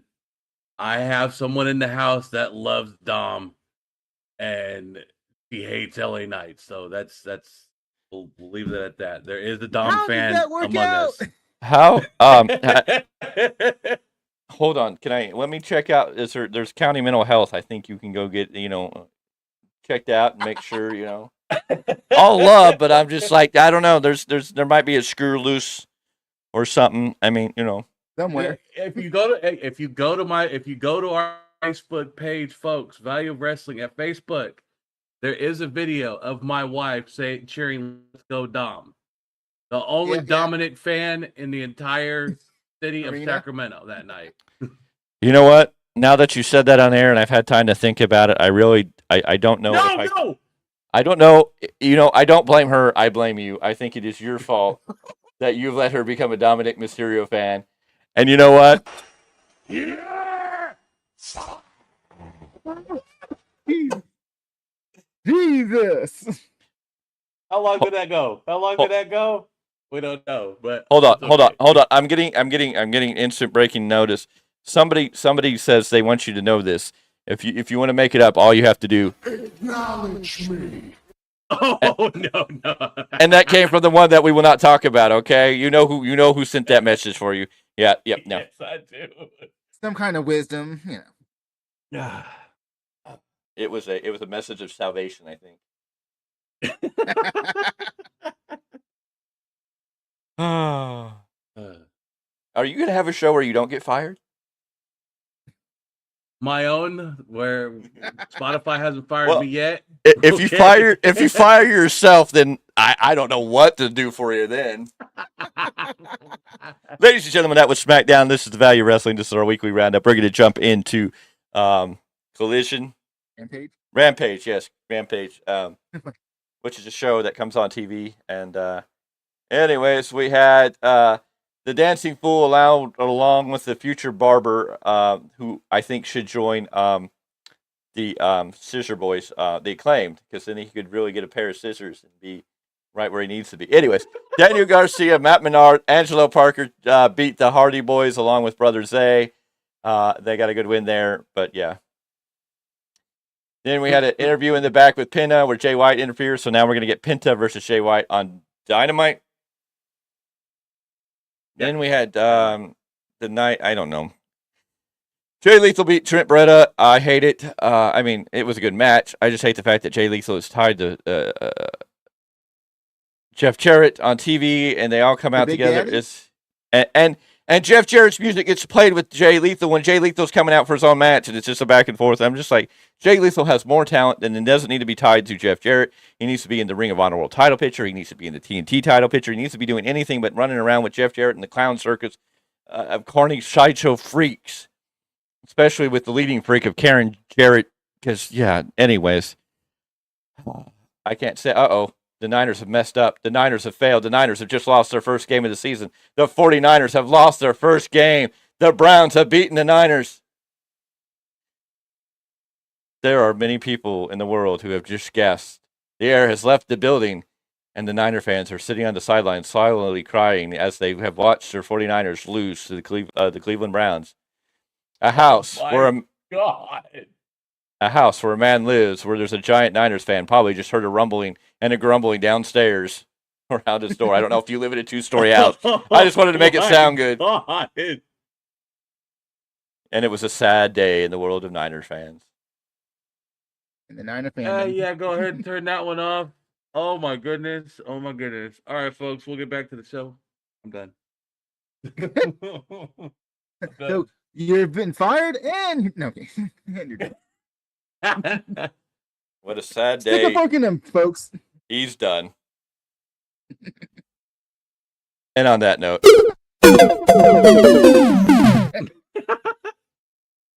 no The perfect pizza sound for discounts. the moment. No pizza discounts. So, Mr. Clarke, are the sounds No. in your house? Are people still alive? They haven't died of shock down there. I know. I hope. Well, see, I gotta worry when we're done with this show. I gotta go downstairs and find that out, and then I also have family back in California that are big Niner fans. I'm like, oh snap! My condolences. The Texans have beat the Saints. The Texans have beat the Saints 20-13. But the Niners can't That win. was my football picks this week. What a sad, sad day. Oh my goodness. With Bad 6 Sunday. 6 seconds. Okay, so it's over, right? They Yeah, lost he missed a field goal. Okay. Oh, Yeah. 19-17. The Niners yardage? lose. Yeah. What yardage was the field goal missed? I think 45. Tip shot. Okay, that makes a little more sense. Like they're a little bit Yeah. further back. Okay. The Ravens beat the Titans 24-16. The Dolphins ran over the Dolphins ran over the Panthers 42-21. The Texans beat the Saints 20-13. The Commodores beat the Falcons 24-16. The Jaguars beat the Colts 37-20. The Bengals get by the Seahawks 17-13. The Vikings beat the Bears 19-13, and the Niners lose to the Browns 19-17. And every other game looks like it's starting up right now, so we'll see what goes on. Yeah, football news All right. on the folks. weekly Well, roundup. let's move on so we can so I can my wounds and console myself. So we just had that quick game results. Anyways, we had Jay Lethal beat Trent Beretta. I don't like the match because I don't like Jay Lethal being tied to. I just have more faith in Jay Lethal doing other things and being associated with Jeff Jarrett and his Carney Was Sideshow Karen Jarrett? freaks. Yeah, and we won't talk about her. You know what? She's going to get up there with the other names that are just not allowed to be mentioned on these programs. All right. Then we had a promo of Ortiz and Santana and their future. We'll see what happens. And then the amazing Sky Blue beat Emi Sakura. I don't know how to pronounce her name. Hit the Club Blue. Emmy. Okay. Great match. Then we had the Blackpool Combat Club of Claudio Castagnoli and Wheeler Yuta beat the Gates of Agony. Great match. It was Rampage. It was actually a good show for Rampage. Rampage's viewership went up this week, so they had to tick up in some viewers. Did a good show, decent show, basic Rampage show. It is what it is. You gentlemen, anything you guys want to add to Rampage before we move along? Clark? No? Always love watching Sky Blue work any way you Oh. look at it. Yes. Been watching her since her time on Dark and Elevation. Yes. Continue to love watching. Yes.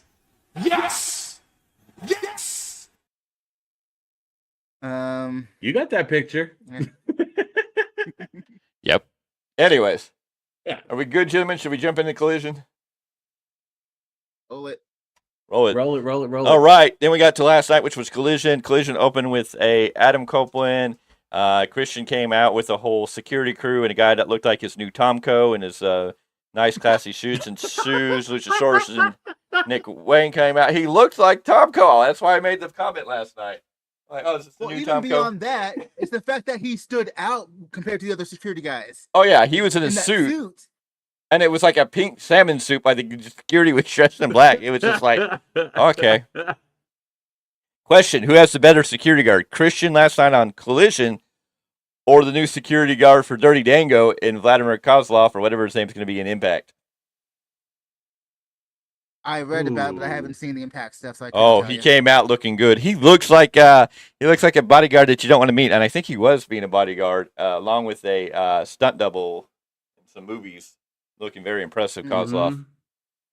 So we had Adam Copeland out there. He came to Christian, and then we had a back and forth. Eventually, that brought out Bryan Danielson, who challenged Christian to fight right then, but he didn't. And then Nick Wayne and Luchasaurus. That eventually brought down FTR. Oh no, that brought in Ricky Starks and Big Bill. They came down and got into that mix, which eventually brought FTR. And then we had a full breakdown, and everybody started fighting. Christian took off to the Highlands, and that was the end of it. And again, I think Tony Khan missed an ample opportunity to come out while they were all bickering back and forth and book a match for later that night with some of them, or even to book a match for Dynamite. I think he could have came out and said, hey, you know what? You all want to fight? We'll book it for Dynamite. We're going to put it as an 8-man tag for the main event. Instead of doing it later, which he didn't book any match for it. But, I mean, I think you could have done a better all-around thing if you would have came out and booked a match for somewhere, sometime, right then and there while it was hot. And not only that, the way the show began is the way the show pretty much ended, and you had a second chance to come out and book a match, and he didn't. So I think there was a lost opportunity there. Bill work for this man. He needs a new name. That is his new name. He's been under W. Morrissey before. That's right. So we will live with Big Bill for now. Anyways, we got Samoa Joe defending the Ring of Honor TV title against Willie Mack. Samoa Joe came out on top. Beautiful muscle buster. Willie Mack's a big old boy, and he came down with that muscle buster. Very impressive. Good match. Joe looks solid. Joe does his thing. Not much you can say there. It was a good match. Then we got the CJ Perry interview where she's talking about taking men and making them feel important, making them feel great, making champions out of them. It was kind of weird promo. It didn't really make sense. It really, I don't know. She doesn't have she doesn't have the history of creating champions, so it's kind of hard for me to see her come out of nowhere and be like, oh, I'm going to create champions. Just my thought on the 2 cents. Well, she doesn't have the history in AEW, but she could make an argument if she wanted to. But she never, Miro or Rusev never became, well, he was U.S. champion, wasn't he? Yep. Yeah. Mm-hmm. But I don't, she was great for it, but I don't know if it doesn't parlay. And of course, she's been off TV so long, it's kind of hard to swallow it. But I don't even think that's the purpose of what they're doing here, because later in the night we got Miro, in the CJ Perry, Action Andretti. And Action Andretti came out and said, oh, yeah, you can hire me, or yeah, give me a call, or whatever the weird moment there was. And then later Rusev basically took out Action Andretti in a promo later saying, well, if she's going to do this, I'm just going to basically murder everybody that comes in contact with her. So I don't think anybody wants to get around CJ Perry. I don't even think you want to look her way. It would be a very bad day if the Redeemers and you were around to see you staring. Makes him look like a monster, and I'll take it. It was good. I don't know if I have faith in it, because they've tried to make him look like a monster and then they dropped the ball, and then it's like, it's got to be more consistency before I will buy into the faith. That's fair. Juice Robinson versus Christopher Daniels. Juice Robinson getting a beautiful win, and after the match, Jay White proposes to Robinson with the ring. Of course, Robinson says it's a fake ring. He's going to take the real ring from MJF, and then they're going to take it to the pawn shop, and then the Bang Bang Club's going to go on vacation. Juice Robinson is, I don't know, I compared him last night to the Loose Canyon, the kind of the stray bullet, the crazy, just off the wall, just you never know what's going to come out of this man's mouth. It was very good. He's got to tone it down a little bit. Why? A little bit. Why? Well, that's true. Okay. I buy him more now than I did when he was in Impact tag teaming with David Finlay. That's this hero character. You're right. Being a part of the Bullet Club right now, this is where he needs to be. He's the perfect everything. He's the perfect spoil to Jay White. He is the perfect counter to Jay White. Everything Juice is doing right now is good. Being the stray bullet character, again, he has flashes of a loose cannon Brian Pillman as character. Just kind of the crazy, you don't know what's going to come out of his mouth. You don't know what he's exactly going to do. He kind of comes off a little scary, like you don't know what this fool will do. Like this fool might show up in a cage match and climb. Joking, okay, you're right. He might climb up 30 feet in the air and do some crazy dive move, or who knows what he's going to do. He'd be the guy I would think would come in with a knife and start stabbing his opponent's type. I mean, he's just so far out there. You just are like, anything is almost viable with him. And if he's caught in your imagination and got you thinking that, then he's doing something right. And he's a perfect spoil to the Jay White character that they're presenting, who's kind of the wrestler, the straight guy, the I am the champion. They just play off of each other well. The guns are there just to get the rub, and they look good going over in the group, so it helps. Bullet Club, they're doing I've something right noticed with. something, like he ever since the Guns joined up with Jay and Juice, it just they look better. Yeah. They come off way better now. Well, they're not so comedy bad. They're comedy good, but they have that balance with Jay White and Juice Robinson, who bring a different, serious dynamic. Jay White's very much your serious, clean-cut wrestler champion. Juice Robinson's your kind of... Okay, let's break it down. They are almost a Hart Foundation-esque group. You have Jay White, like your Bret the Hitman Hart, as the serious, best of the best wrestler. Then you have Juice Robinson kind of playing your Brian Pillman loose cannon, just kind of off the wall you don't want to have. And then you've got, the Bulldog, Owen, Neidhart, whoever, in kind of the Guns. Kind of they're goofy, but they're serious. They can get the job done if they have to. Okay, I can see that comparison. Yeah, there is a comparison when I really think about it. I'm not going to say it's 100%, but there's elements that you can say they're kind of like a newer Hart Foundation. I mean, Jay White has a lot of similarities if you break it down to being like the Bret Hart of that group. So, yeah. Sure. Anyways, after that, we got the Dustin promo. He's going to be in the Battle Royal for the Dynamite ring. Whoever wins the turn, that is going to get a match against MJF for the ring, which just kind of makes me go, why are we even having MJF defend the ring when he's the world champion? Shouldn't that be the focus? Why not just give somebody else the ring at this point and do something new with it? Why are we going to have him fight MJF for the ring? Whatever. Not really excited to see Dustin Rhodes in it, but gosh dang, does he know how to get a promo to get himself over to make you go, ooh, I want to see him win now. It's bad. You start watching going, oh, okay, it's Dustin Rhodes. And then you watch the promo, you're like, oh, yeah. And then after the promo, you're like, oh, yeah, it's Dustin Rhodes. He's not winning. Crap. Yeah. But he gets off a good promo. Then we got the announcement that on Dynamite, Jim Ross is going to sit down with Nick Wayne and his mom. Nick Wayne and his mom are going to have a conversation about why Nick Wayne turned on Darby. And Nick Wayne even said, why does it matter? And I'm like, I agree with you, Nick Wayne. I don't know why you need to sit down with your mommy on TV. Why do we need Nick Wayne's mommy on TV? You'll get, I'd be real careful what you say, Mr. Z. I didn't say anything. Somebody out there that really wants to do their own remix, We're not going to do Wayne's mom has got it going on. Oh, that's safe. I'm talking about what Mr. Z's thinking about right now, when he wants to keep throwing out in the universe and hope Tony Khan does. Old WCW stuff? Yeah, old WCW stuff. Something about a Judy Bagwell. Yeah. My finger's on the button, so if you might break a record. You might do it twice in one show. All right.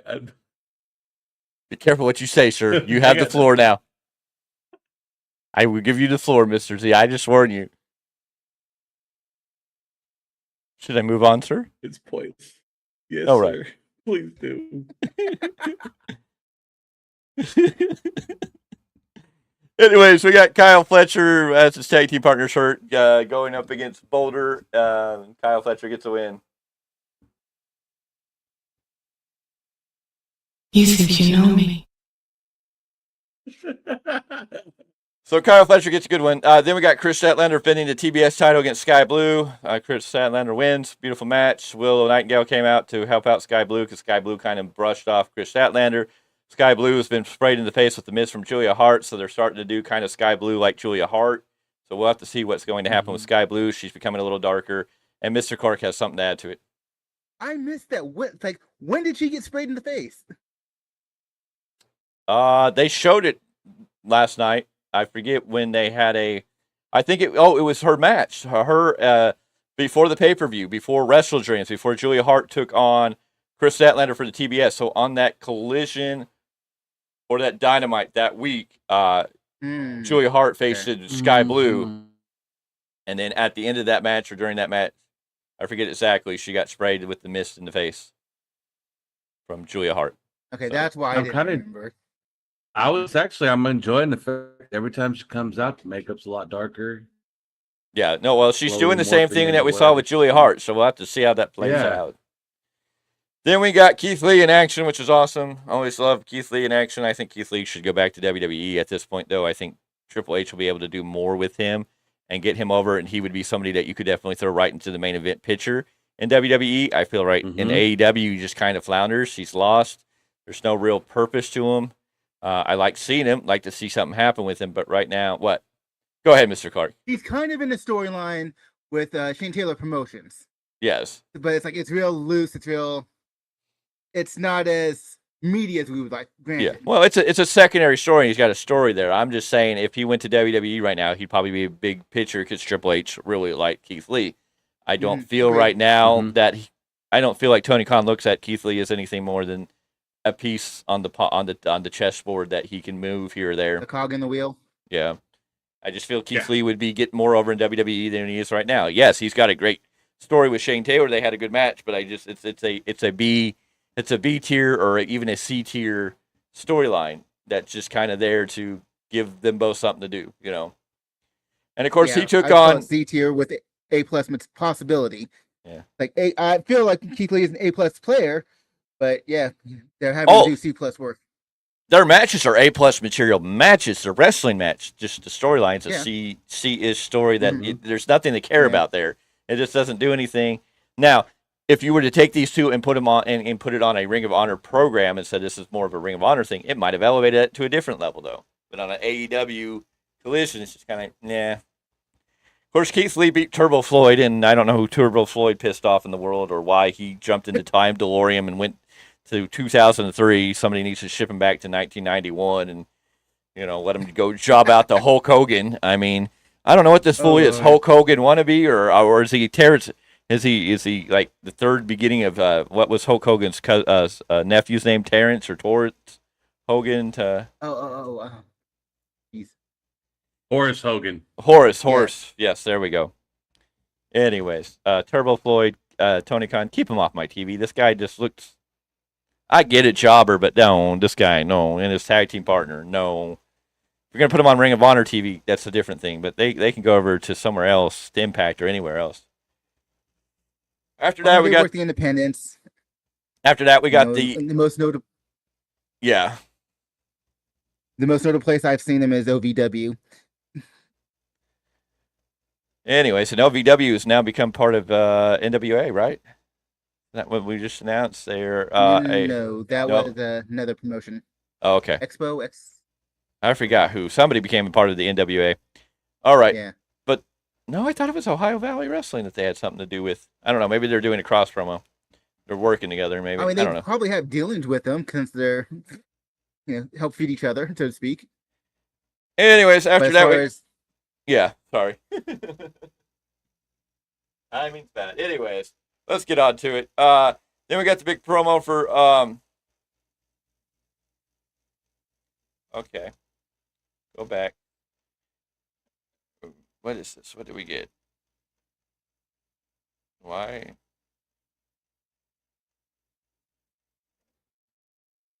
Okay, something popped up saying somebody mentioned me in a video, and then I hit it, and it said it was private. I'm a little... said honey something, and then it said it was private. I'm like, okay, why is it private? And then it says we have a new subscriber, but my subscriber count hasn't gone up. I'm confused. We can't get no satisfaction. I don't know what was it. Okay, maybe. Okay, let's see here. No, here we go. No mentioned. It said it mentioned. Weird. Okay. Might have been something where they commented or did something, but then decided to take it away. And so when you go to click on it, it's not there because it's not there anymore. It might be an inappropriate held comment thing too. Okay. Anyways, let's get back into it. So we got the CMLL update that they're going to work with AEW, and the Mystico with an I is going to be coming on to AEW TV. I guess on Rampage is where he's going to make his debut matches on Rampage. We're going to see Mystico with an I on the original Sin Cara. Yes. Ooh. The original Sin Cara. Now, and somebody mistakenly, I forget where it was, where somebody tried to say that Mystico was Sin Cara, and Sin Cara became Hudiko, and I'm like, no, Hudiko was the other Sin Cara. So yeah, no, don't get that all mixed up. But yeah, we're getting Mystico with an I coming to AEW. Give them a little bit of background on why you keep saying that. Oh, because many years ago I used the name Mystico as my creator wrestler was my gimmick guy. Mystico was my name, but I spelled it Mystico. So and I think I was Mystico way before Mystico ever existed.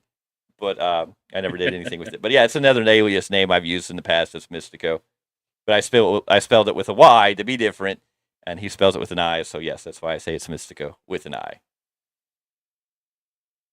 In the main event, we got Christian Cage defending his TNT title against Bryan Danielson. In the end, it broke down. Bryan Danielson took a title shot to the head while the ref was distracted. Christian Cage got the pin, and then all hell broke down as everybody joined the commotion. Luchasaurus, Nick Wayne, Ricky Starks, Big Bill, FTR, Adam Copeland, and Bryan Danielson all came down. So what happened in the beginning pretty much was at the end of the show, Christian Cage took off out of there as soon as Adam Copeland came down. And you had an opportunity to book a 4-way match for Dynamite that I think would have gotten people interested to watch Dynamite when AEW is already having some viewership drops. But, I mean, this would have been a great match. I would have booked Adam Copeland and FTR and Bryan Danielson against Christian Cage, Luchasaurus, Big Bill, and Ricky Starks. Now, you could have said by the time Dynamite roll around, Christian could have feigned an injury and you could have replaced him with Nick Wayne. Or you do the classic thing that would have been great. Every time Adam Copeland gets in the ring, Christian Cage tags out or Christian Cage takes off running, you avoid them having any contact because they don't need to have any contact for a long time. Like, you got to stretch this out and hold off having them in any way, shape, and form, but they could still be in matches. You just keep them avoiding from actually happening because the fans are going to be there because they're going to want to see it, but then you keep feigning it until it actually happens. But I think Tony Khan missed an opportunity there. So that was Collision. Mr. Z, your thoughts on an overall Collision? Any other thing you want to add? State. Just be careful what you say if you talk about certain match types. No mic. No mic. My earpiece is dead? There we go. You got me? Okay, yes. Sorry, I had dogs barking. Oh. Yeah, so, no, I got nothing to add. You drop the ball, and we'll just have to see where they move on to. I really felt like he had a perfect opportunity to come out as an authority figure or send out a Tony, even announce it to Tony. They could have booked the match right there, and I think Tony Khan missed an opportunity to take what was happening on Collision and take it to Dynamite and keep fans invested. And I think that's one thing Tony Khan misses sometimes is what are you doing to get us interested in the next show sometimes? Mr. Clarke, your final thoughts on Collision. I was thinking Christian Cage was going to retain. I just didn't know how they were going to go about that without making, Bryan look bad. It's like, okay, they found a way. We knew it was going to be shenanigans if they did do it. So it's like, I'm not too mad about that because from a character perspective, Christian Cage is doing great work. So I kind of want to see the title stay on him for a little bit longer. So let's pose this question. Who do you want him to drop the title to, and do you think he should drop it to Adam Copeland? Mm-hmm. No. I agree with that. I'm just saying it's a theory because it's like we know that Adam Copeland's probably going to be his guy who's going to go up next to, but where does he drop the title? Who does he drop the title to? Because I don't think Adam Copeland needs that title, especially since that title is like the main event title right now. Until they get the AEW title back where it is, I'm like, I don't need to see Adam Copeland with the title around his waist. This is a stupid question, but I have to ask it. Are you sure you want to ask it? It has to do since, old Christian got himself a new son. Yes.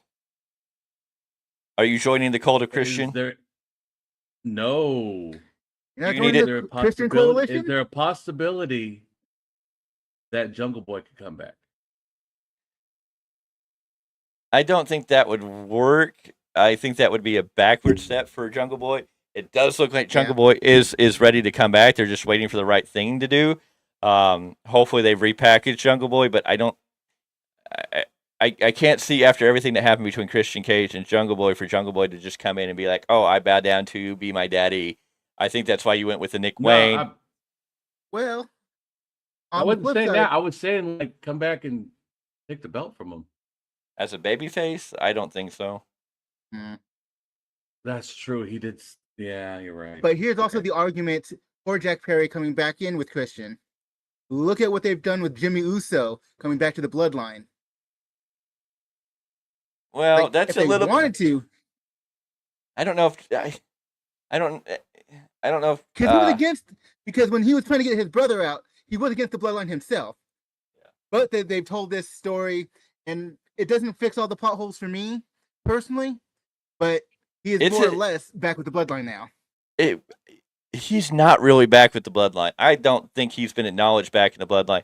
I think he's being used again. I think it's Roman Reigns using him, but Jimmy Uso's also kind of the off the wall, just really doing stupid stuff that's just annoying everybody. So I mean, I guess if you wanted Jack Perry to come back, be the annoyance, but I think that would have taken away from what he had going in. I think I want the Hollywood star. He needs to return in some big fancy limo, like he's been out because he's been off filming a Hollywood video. He needs a new theme music. He needs to get this repackaging as a super elite and go on his own way. Could he get tied in with Christian? I don't know if it would help Jack Perry move like anywhere. Said, they could bring him back as the Hollywood star. You give him a starlet with him. Of course, what if they bring Jack Perry along with the Hollywood hunk and his brother? So what if we had Nick and Ryan Nemeth working with Jack Perry as like the Hollywood elite group type of stable? That could work. Okay, we'll do that too. Like you could do like a whole Hollywood-esque like celebrity stable if you did it right. Just as food for thought. You hearing this, Tony? I know you're watching. We hope he's watching. Of course, he's probably going to be a little mad about Mr. Khan, this is free advice. He's going to be a little. You're going to be a little mad about what we're going to talk about coming up here, because obviously, and we're going to break it down. We're going to make it simple. I know some people are going to say everything else. AEW won because WWE was scared and had to bring in all the big names. I don't think WWE was ever scared. I think they brought in the big names because they knew what they were doing and wanted to show their face. I think Triple H was like, oh, you want to be on Tuesday nights? I remember what happened last time we went to war, so I'm going to pull out all the toys in the toy box. Right or wrong, could have NXT stood on its own? Yes. Now, the basic thing is NXT pulled in 921,000 viewers. AEW Dynamite, 6,005. If you look just based on the numbers, like I said in my rant, if you look basically based on just the viewership numbers, and that's all you're going to go about, which is what most people are talking about, NXT won for the one night and the one night only. They beat Dynamite for the numbers. Match-wise, it was kind of back and forth. I think both of them failed to really achieve anything great for the night that they had the opportunity. WWE, NXT was all about spot monkey stuff. They were just showing big stars. They were trying to get excitement. They did what they needed to do to get people over there. Tony, he gave us 2 matches in the early ends. I mean, he gave us the buy-in match, which was really good, which should have been on the main card, and then the Bryan Danielson Swerve Strickland match, which was, a match of the year candidate. He gave us in the early half, but the rest of the card was kind of blah. Unfortunately, I don't know if the title changes worked in favor of making them feel like a special night, because I think people were kind of like, I know the big thing, everybody's like, well, the international champion went from here to here to here to here. It feels hot potato, even though we know the reason now, but I think in the moment it kind of hurt it. And the same thing with the women's title. So overall, I think they both missed the opportunity to really do something unique or special or put themselves ahead. I think Tony Khan should focus on his brand, focus on him, and quit worrying about the WWE. Of course, then Tony Khan has ranted every day after that with, this happened, and then he talked about when his mom was in the hospital last year, when the supposed contract tampering happened with Triple H, and then the fans came after his mom after the surgery, and then he came out, WWE had to do this, and then I guess he proclaimed himself a winner because, Undertaker and John Cena have in 2 decades never been on a show with less than 1 million viewers, so I guess we win because they didn't get a million viewers.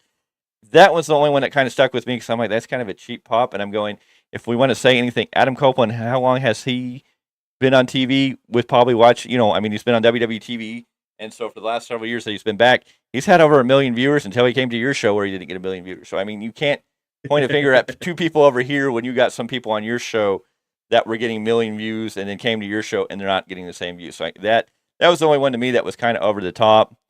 And then I know there was a lot of talk about Tony Khan on Twitter, and then there was people that came out and said, well, there's nobody there to circumvent him or tell him what he should or should not post. And then I think it came out that maybe somebody higher than Tony told him to chill out. But, I think in one hand, Tony has every right to say how he feels. He's angry. He's upset. It's good in some ways. But the other half, I think Tony Khan should really just get focused on AEW and why it was once good and how to get it back there. Yes. Mr. Clarke, your thoughts? Everybody wants to so focus on the one night off war. Here's the thing. Warner Brothers Discovery are fine with the lower estimate of keeping each show at 500,000, let alone anything above that. Like fans act like, oh, WWE won and AEW is going to go down into the dirt. Like, no, they're still successful. Now, are they where they want to be? Maybe not. No, but they're still doing their thing and they're still building. So it's like neither company's going down. It is what it is. WWE got the better, or NXT got the better rating. Great. It's not just the one night, one off though. It's about what are we doing going forward? What are we continuing to build? No, and I agree. And I always say for that one night, I tried to emphasize this in my video. What I'm trying to emphasize for this one night and only this one night, NXT had the better rating. That's it. If you go based on viewers, I'm just saying for this one night, NXT won. Congratulations. WWE pulled out what they wanted to do. They showed what they can do. Whether you like it or agree with it is a whole different subject matter, but they did what they did. They knew what they could do, and I get where Triple H was like, I'm going to bring everything I have, because what happened to Triple H last time when he went head-to-head with AEW, AEW beat the snot out of NXT. Fact of the matter. And then Vince went in and tore up everything Triple H had built. So I can kind of get why Triple H has a personal vendetta in it. I get why Tony Khan feels he has his personal vendetta in it. It makes for great stuff. But really, is it? Should Triple H be mad at AEW or should Triple H be mad at Vince? Well, I think getting beaten kind of hit his ego. I mean, and I think that's anybody, if you get beaten. So, I mean, there's a little ego, because it would have been him getting beat by AEW that made Vince look at him and go, oh, pal, see, you can't do what I can do. Let me take your crap and make it do better. And he didn't, but that's a whole other subject matter. But I don't know. Like, again, my biggest critique is just, Coney, focus on what you have. You have an array of talent, and at one point you were doing really good. You were getting numbers in 600, 700, 800,000. You can do that. Your shows are not doing that. Overall, even Rampage did 300. I don't know what Collision did last night yet, but I know the last Collision did like 300,000. And Warner Brothers can be happy with that, and that's great, and they can build on that. But I'm like, you can do better than that, and he has done better than that. And I just think Tony needs to focus on what's going to make it better. Yeah. And one of my suggestions: why don't they keep Dynamite, which is getting the good viewers, live, but take Collision back into a studio like a Impact back in the day, like WCW back in the day. One show that you have in a studio where you have that small group that you can bring in. You can bring in 3,000 people into a small studio, and they're always going to be there. And you kind of center it until you can build that brand or both brands, instead of trying to run 3 different shows across multiple arenas every week, traveling all over the place. When you're not on that level just yet. Will you get there someday? Please, for the love of God, I hope so. That's all I'm asking. It's not that I want to see AEW go down. I want to see AEW be as successful as WWE, because I am a firm believer in what Barry Bischoff once said: controversy creates cash. And that's what this is all about. Everybody's going to make more money. Wrestling's going to be good. Happy wrestling fans are going to be better when AEW does better, which is going to force WWE to do better, which is going to force AEW to do better. And this is the cycle I want to see. I want them not necessarily to have to be these hard competitors, but if they're just doing something to kind of nonchalantly, in a way, one up one another and make it feel like, hey, there's something here, and they're both trying to bring the very best, then I'm excited. You just get me excited about it. Now, they may not be ready for it, but I'm going to share with you what I had shared with Miguel Z prior to being on air.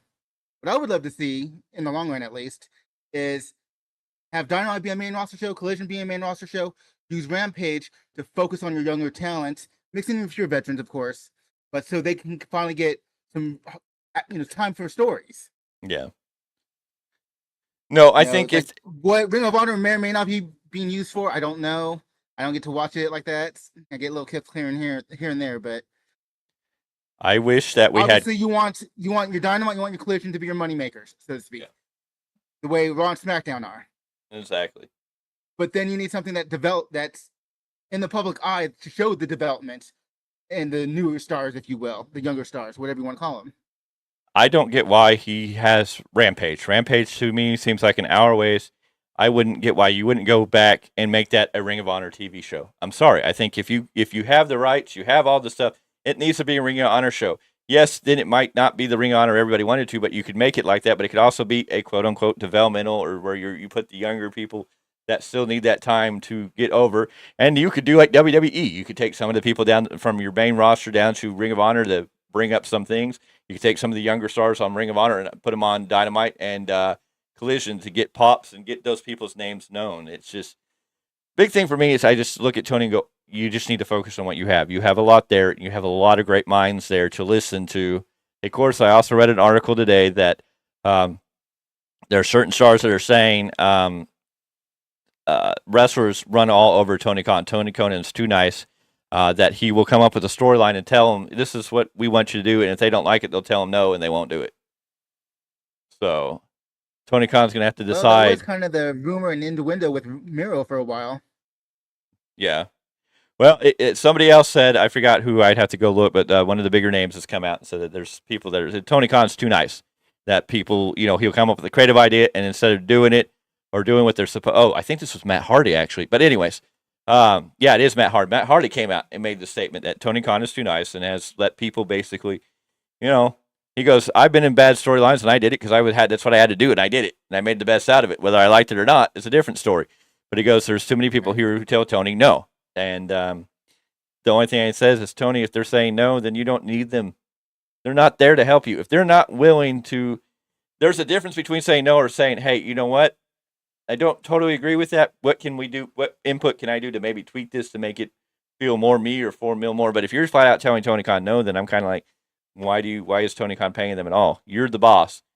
You have a direction. You have a storyline. They need to be TV on action, not telling you no and sitting on the sideline. And I think that's the other thing is Tony's so bent on the fact we're not going to fire anybody. We're just going to let contracts run up. And I think that backfires because then everybody's safe. So, I mean, if you're somewhere knowing, he's not going to fire me, so I can tell you no, or I can tell you I don't want to do that story and sit at home and get paid, then, I mean, are you really there invested to make that company better? And that's what Tony Khan should be focused on, is having people there to make that company better. Part of it, stems from just wanting to do business different. And that's what initially also attracts, some talent to come to AEW. Yes. It's like, I definitely follow your logic. I understand what you're saying. I also see it as sometimes you have to do business different in the long run to get a different result overall. So whether that's good, bad, or otherwise, time will tell that story. We don't have to. No, and I agree with you. Doing different business, I know Tony wants to do things a little differently and come out a different way and feel like a different flavor and make it more fun or free for the wrestlers. But I also, as the man who's got money, and of course, he's not full owner of AEW, so I don't know, when he answers to other people that own this company, what their paralysis on it. But at some point, I mean, it's like Tony's got to decide: are people here to really make your company better, or are they here because they're collecting a paycheck and they just want to make themselves better? But so that was part of the big news. Tony Khan went in on this rants. Some people bashed Tony for it, and I look at it this way: you have the right to say what you want to say. I think going after the Undertaker and John Cena was a little. Oh, they've never been on a show with a little. That was the only one that was kind of like, I think you went a little too far. I think that was a little too much because you got people on your show you could say the same thing about that. We're doing shows for millions of people. It's harmless, but I also understand why you're saying what you're saying. Oh, it's harmless. I mean, it wasn't a big deal. But it is and isn't. It's not a big deal really, but it's also the fact of like, to me, it was just that was logic. A little. Yeah, it was a little over the top to be going that far out and going, oh, well, John Cena and Undertaker never appeared on the show, and then trying to say like you won because you forced WWE to put them on a TV show where they didn't draw 1 million viewers, and it's kind of like. Well, in a sense, the fact that they felt they wanted to pull the big guns out, yeah, I can kind of understand that mentality. Yeah. Like, not everyone's going to agree with it, which is fine. We're all here for our opinions. Exactly. No, and I get, you're saying you won because they brought the big guns out, but you got to look at it. Why did they bring the big guns out, and what did you do to counter those big guns? I don't feel Tony Khan really brought it. I think he there was some panic booking. I think he tried to find stuff, but I think Tony Khan worried more about what WWE was doing over here than going, let me focus on AEW and book a good show. And I think that's what would have done good for him. He would have just said, they want to bring The Undertaker. They want 30 minutes commercial free. They want John Cena. They want to bring back Goldberg. They want to bring in Ric Flair. They want to bring God in. Whatever. Who cares? Let me just focus on making AEW a good Dynamite and screw them. That's all he needs to do is just focus on his business. He doesn't need to worry about anything else. No, that was the only caveat that I was kind of like, Tony, you did come off like you were trying to, worry more about them than yourself. But this is the same guy who put so much emphasis on being the challenger brand, he's going with his own narrative. I know. I know what he's going with. I know he gets fully invested. I think this is where that fan in Tony Khan comes out. He's that fanboy. He's like, I want to be the best. I want to be the best. I'm a fanboy. And then he runs with it instead of maybe some of the more business savvy of sitting down and thinking about what is better for the big shot. For his business, yeah. Yeah. Yep. Now, what's wrong with you? Okay. Nothing and everything. That cat's meow. Anyways, Monday Night Raw no longer on Monday nights. Now, for some of us, we grew up. This is like legendary TV. Every Monday night, Raw was on TV all the way back to when it was in the Manhattan Center in New York. Mm-hmm. I mean, I'm talking about all the way back in the day when Bobby the Brain Heenan was still there, when Macho Man was still doing comedy. I mean, some of us go all the way back to episode 1. One of Monday Night Raw. We were there when it came on. We were there before they even announced it. When we're like, oh, we're going to get a TV show. When we got to used to watch wrestling on every once in a while on a Superstar or some random stuff or NBC Saturday Night Main Event show where you didn't have wrestling on TV every week. Superstars and Wrestling Challenge, yeah. You know, you got these little things, or on Saturday mornings when you got the Wrestling Challenge or something kind of after the cartoons and before the noonday. Mm-hmm. It was really weird. But anyways, we got our show, so we were there. We had popcorn bags ready to go. So for Monday Night Raw to move off of Monday, it's still kind of heartbreaking. But let's bring this into question. NXT doesn't seem like they're looking to move NXT. They're just NXT and Raw are going to be packaged together. There's rumors that Raw may move to Tuesday, but I haven't heard anything about NXT moving Tuesday night, so I don't think they're going to compete. So let's break this down. If Raw moves from Monday, Tuesday, NXT stays on Tuesday, so you can't do Tuesdays. SmackDown's on Friday, so you can't do Fridays. Saturdays is when you're putting on your pay-per-view event, so you don't want to do Saturdays. Sundays is football during football season, and part of why Raw is kind of thinking about moving off of Monday nights because they don't like competing against Monday Night Football in football season. Their ratings kind of drop, so they're looking for possibly a new night where they don't have to compete with that group. So if you take 4 days off the air, what does that leave you with? Wednesday and Thursday. Wednesday and Thursday. What happens if Raw moves to Thursday? If Raw moves to Thursday, who comes on Thursday on an obscure channel? Though they are growing in viewerships and becoming a little more popular again, which congratulations, and I hope they get back into this game in some form or another. Yeah. I'd love to see them get in. But if they've got to compete against a Thursday night Raw, could the cockroach finally die? And I only call Impact in a joking manner a cockroach because when they were Impact, they were TNA. They've just kept going. When so many times the world thought they were going to close down, before Panda, we thought TNA was going to die. Then Panda came in. Then when Hulk Hogan came, we thought it was going to die. And then after that, after Panda didn't have it, and Dixie Carter mess, and that all fell out. And then it got to where it is today. And it survived through so many near-death experiences. I mean, this thing has been on life support so many times. It's actually funny to an extent. But, yeah, if it goes to Thursday, we may lose Impact. It does have its cult-like following, but it's, I don't think they're going to die, even if Raw were to go to Thursday. Yeah. Now, it definitely doesn't do them any favors. That's for damn sure. Well, they are on an obscure channel, too. So hardcore enough audience that are Impact followers are going to watch it regardless. Yeah. Now, whether they watch it through DVR, whether they watch it before, after, whatever. So we talked about Thursday. I don't know if they have that much effect on their business. Yeah. I don't know. Could not. What if it decides? Right. What if they decide to go put Monday Night Raw or Raw on Wednesday nights and we get Wednesday night draws? How does it affect the picture? We get a Wednesday night war. And the only reason I worry about it is what Tony Khan kind of showed in this last one. If he's going up against Raw, it's a little bit of a different story because Raw is drawing in millions of viewers compared to AEW, and they're not there yet. They can be there someday, but they have drawn anywhere between 600, 700, 800,000 people, so they can draw viewership.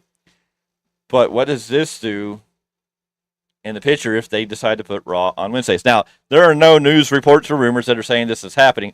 This is just hypothetical when you reach and talk about Raw is moving from possibly moving from Monday nights. It's part of the selling package. that Nick Khan has put out there, what Ari Emanuel is putting out there is that we want to be flexible, that we can be a show on any night of the week. But again, you're not going to compete with yourself, so some of these nights you got to take off the table. So what if Raw wound up on Wednesday night?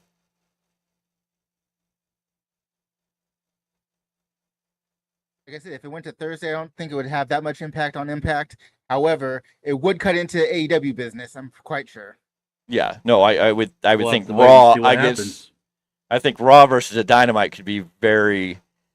It could be a scary thing. And the only reason I say scary is because it could really hurt Dynamite. Now, granted, it might push Dynamite off, and Dynamite might go on Mondays, so we maybe have a whole different world where we're watching Dynamite on Mondays and Bizarre Raw world. on Wednesdays, and Right.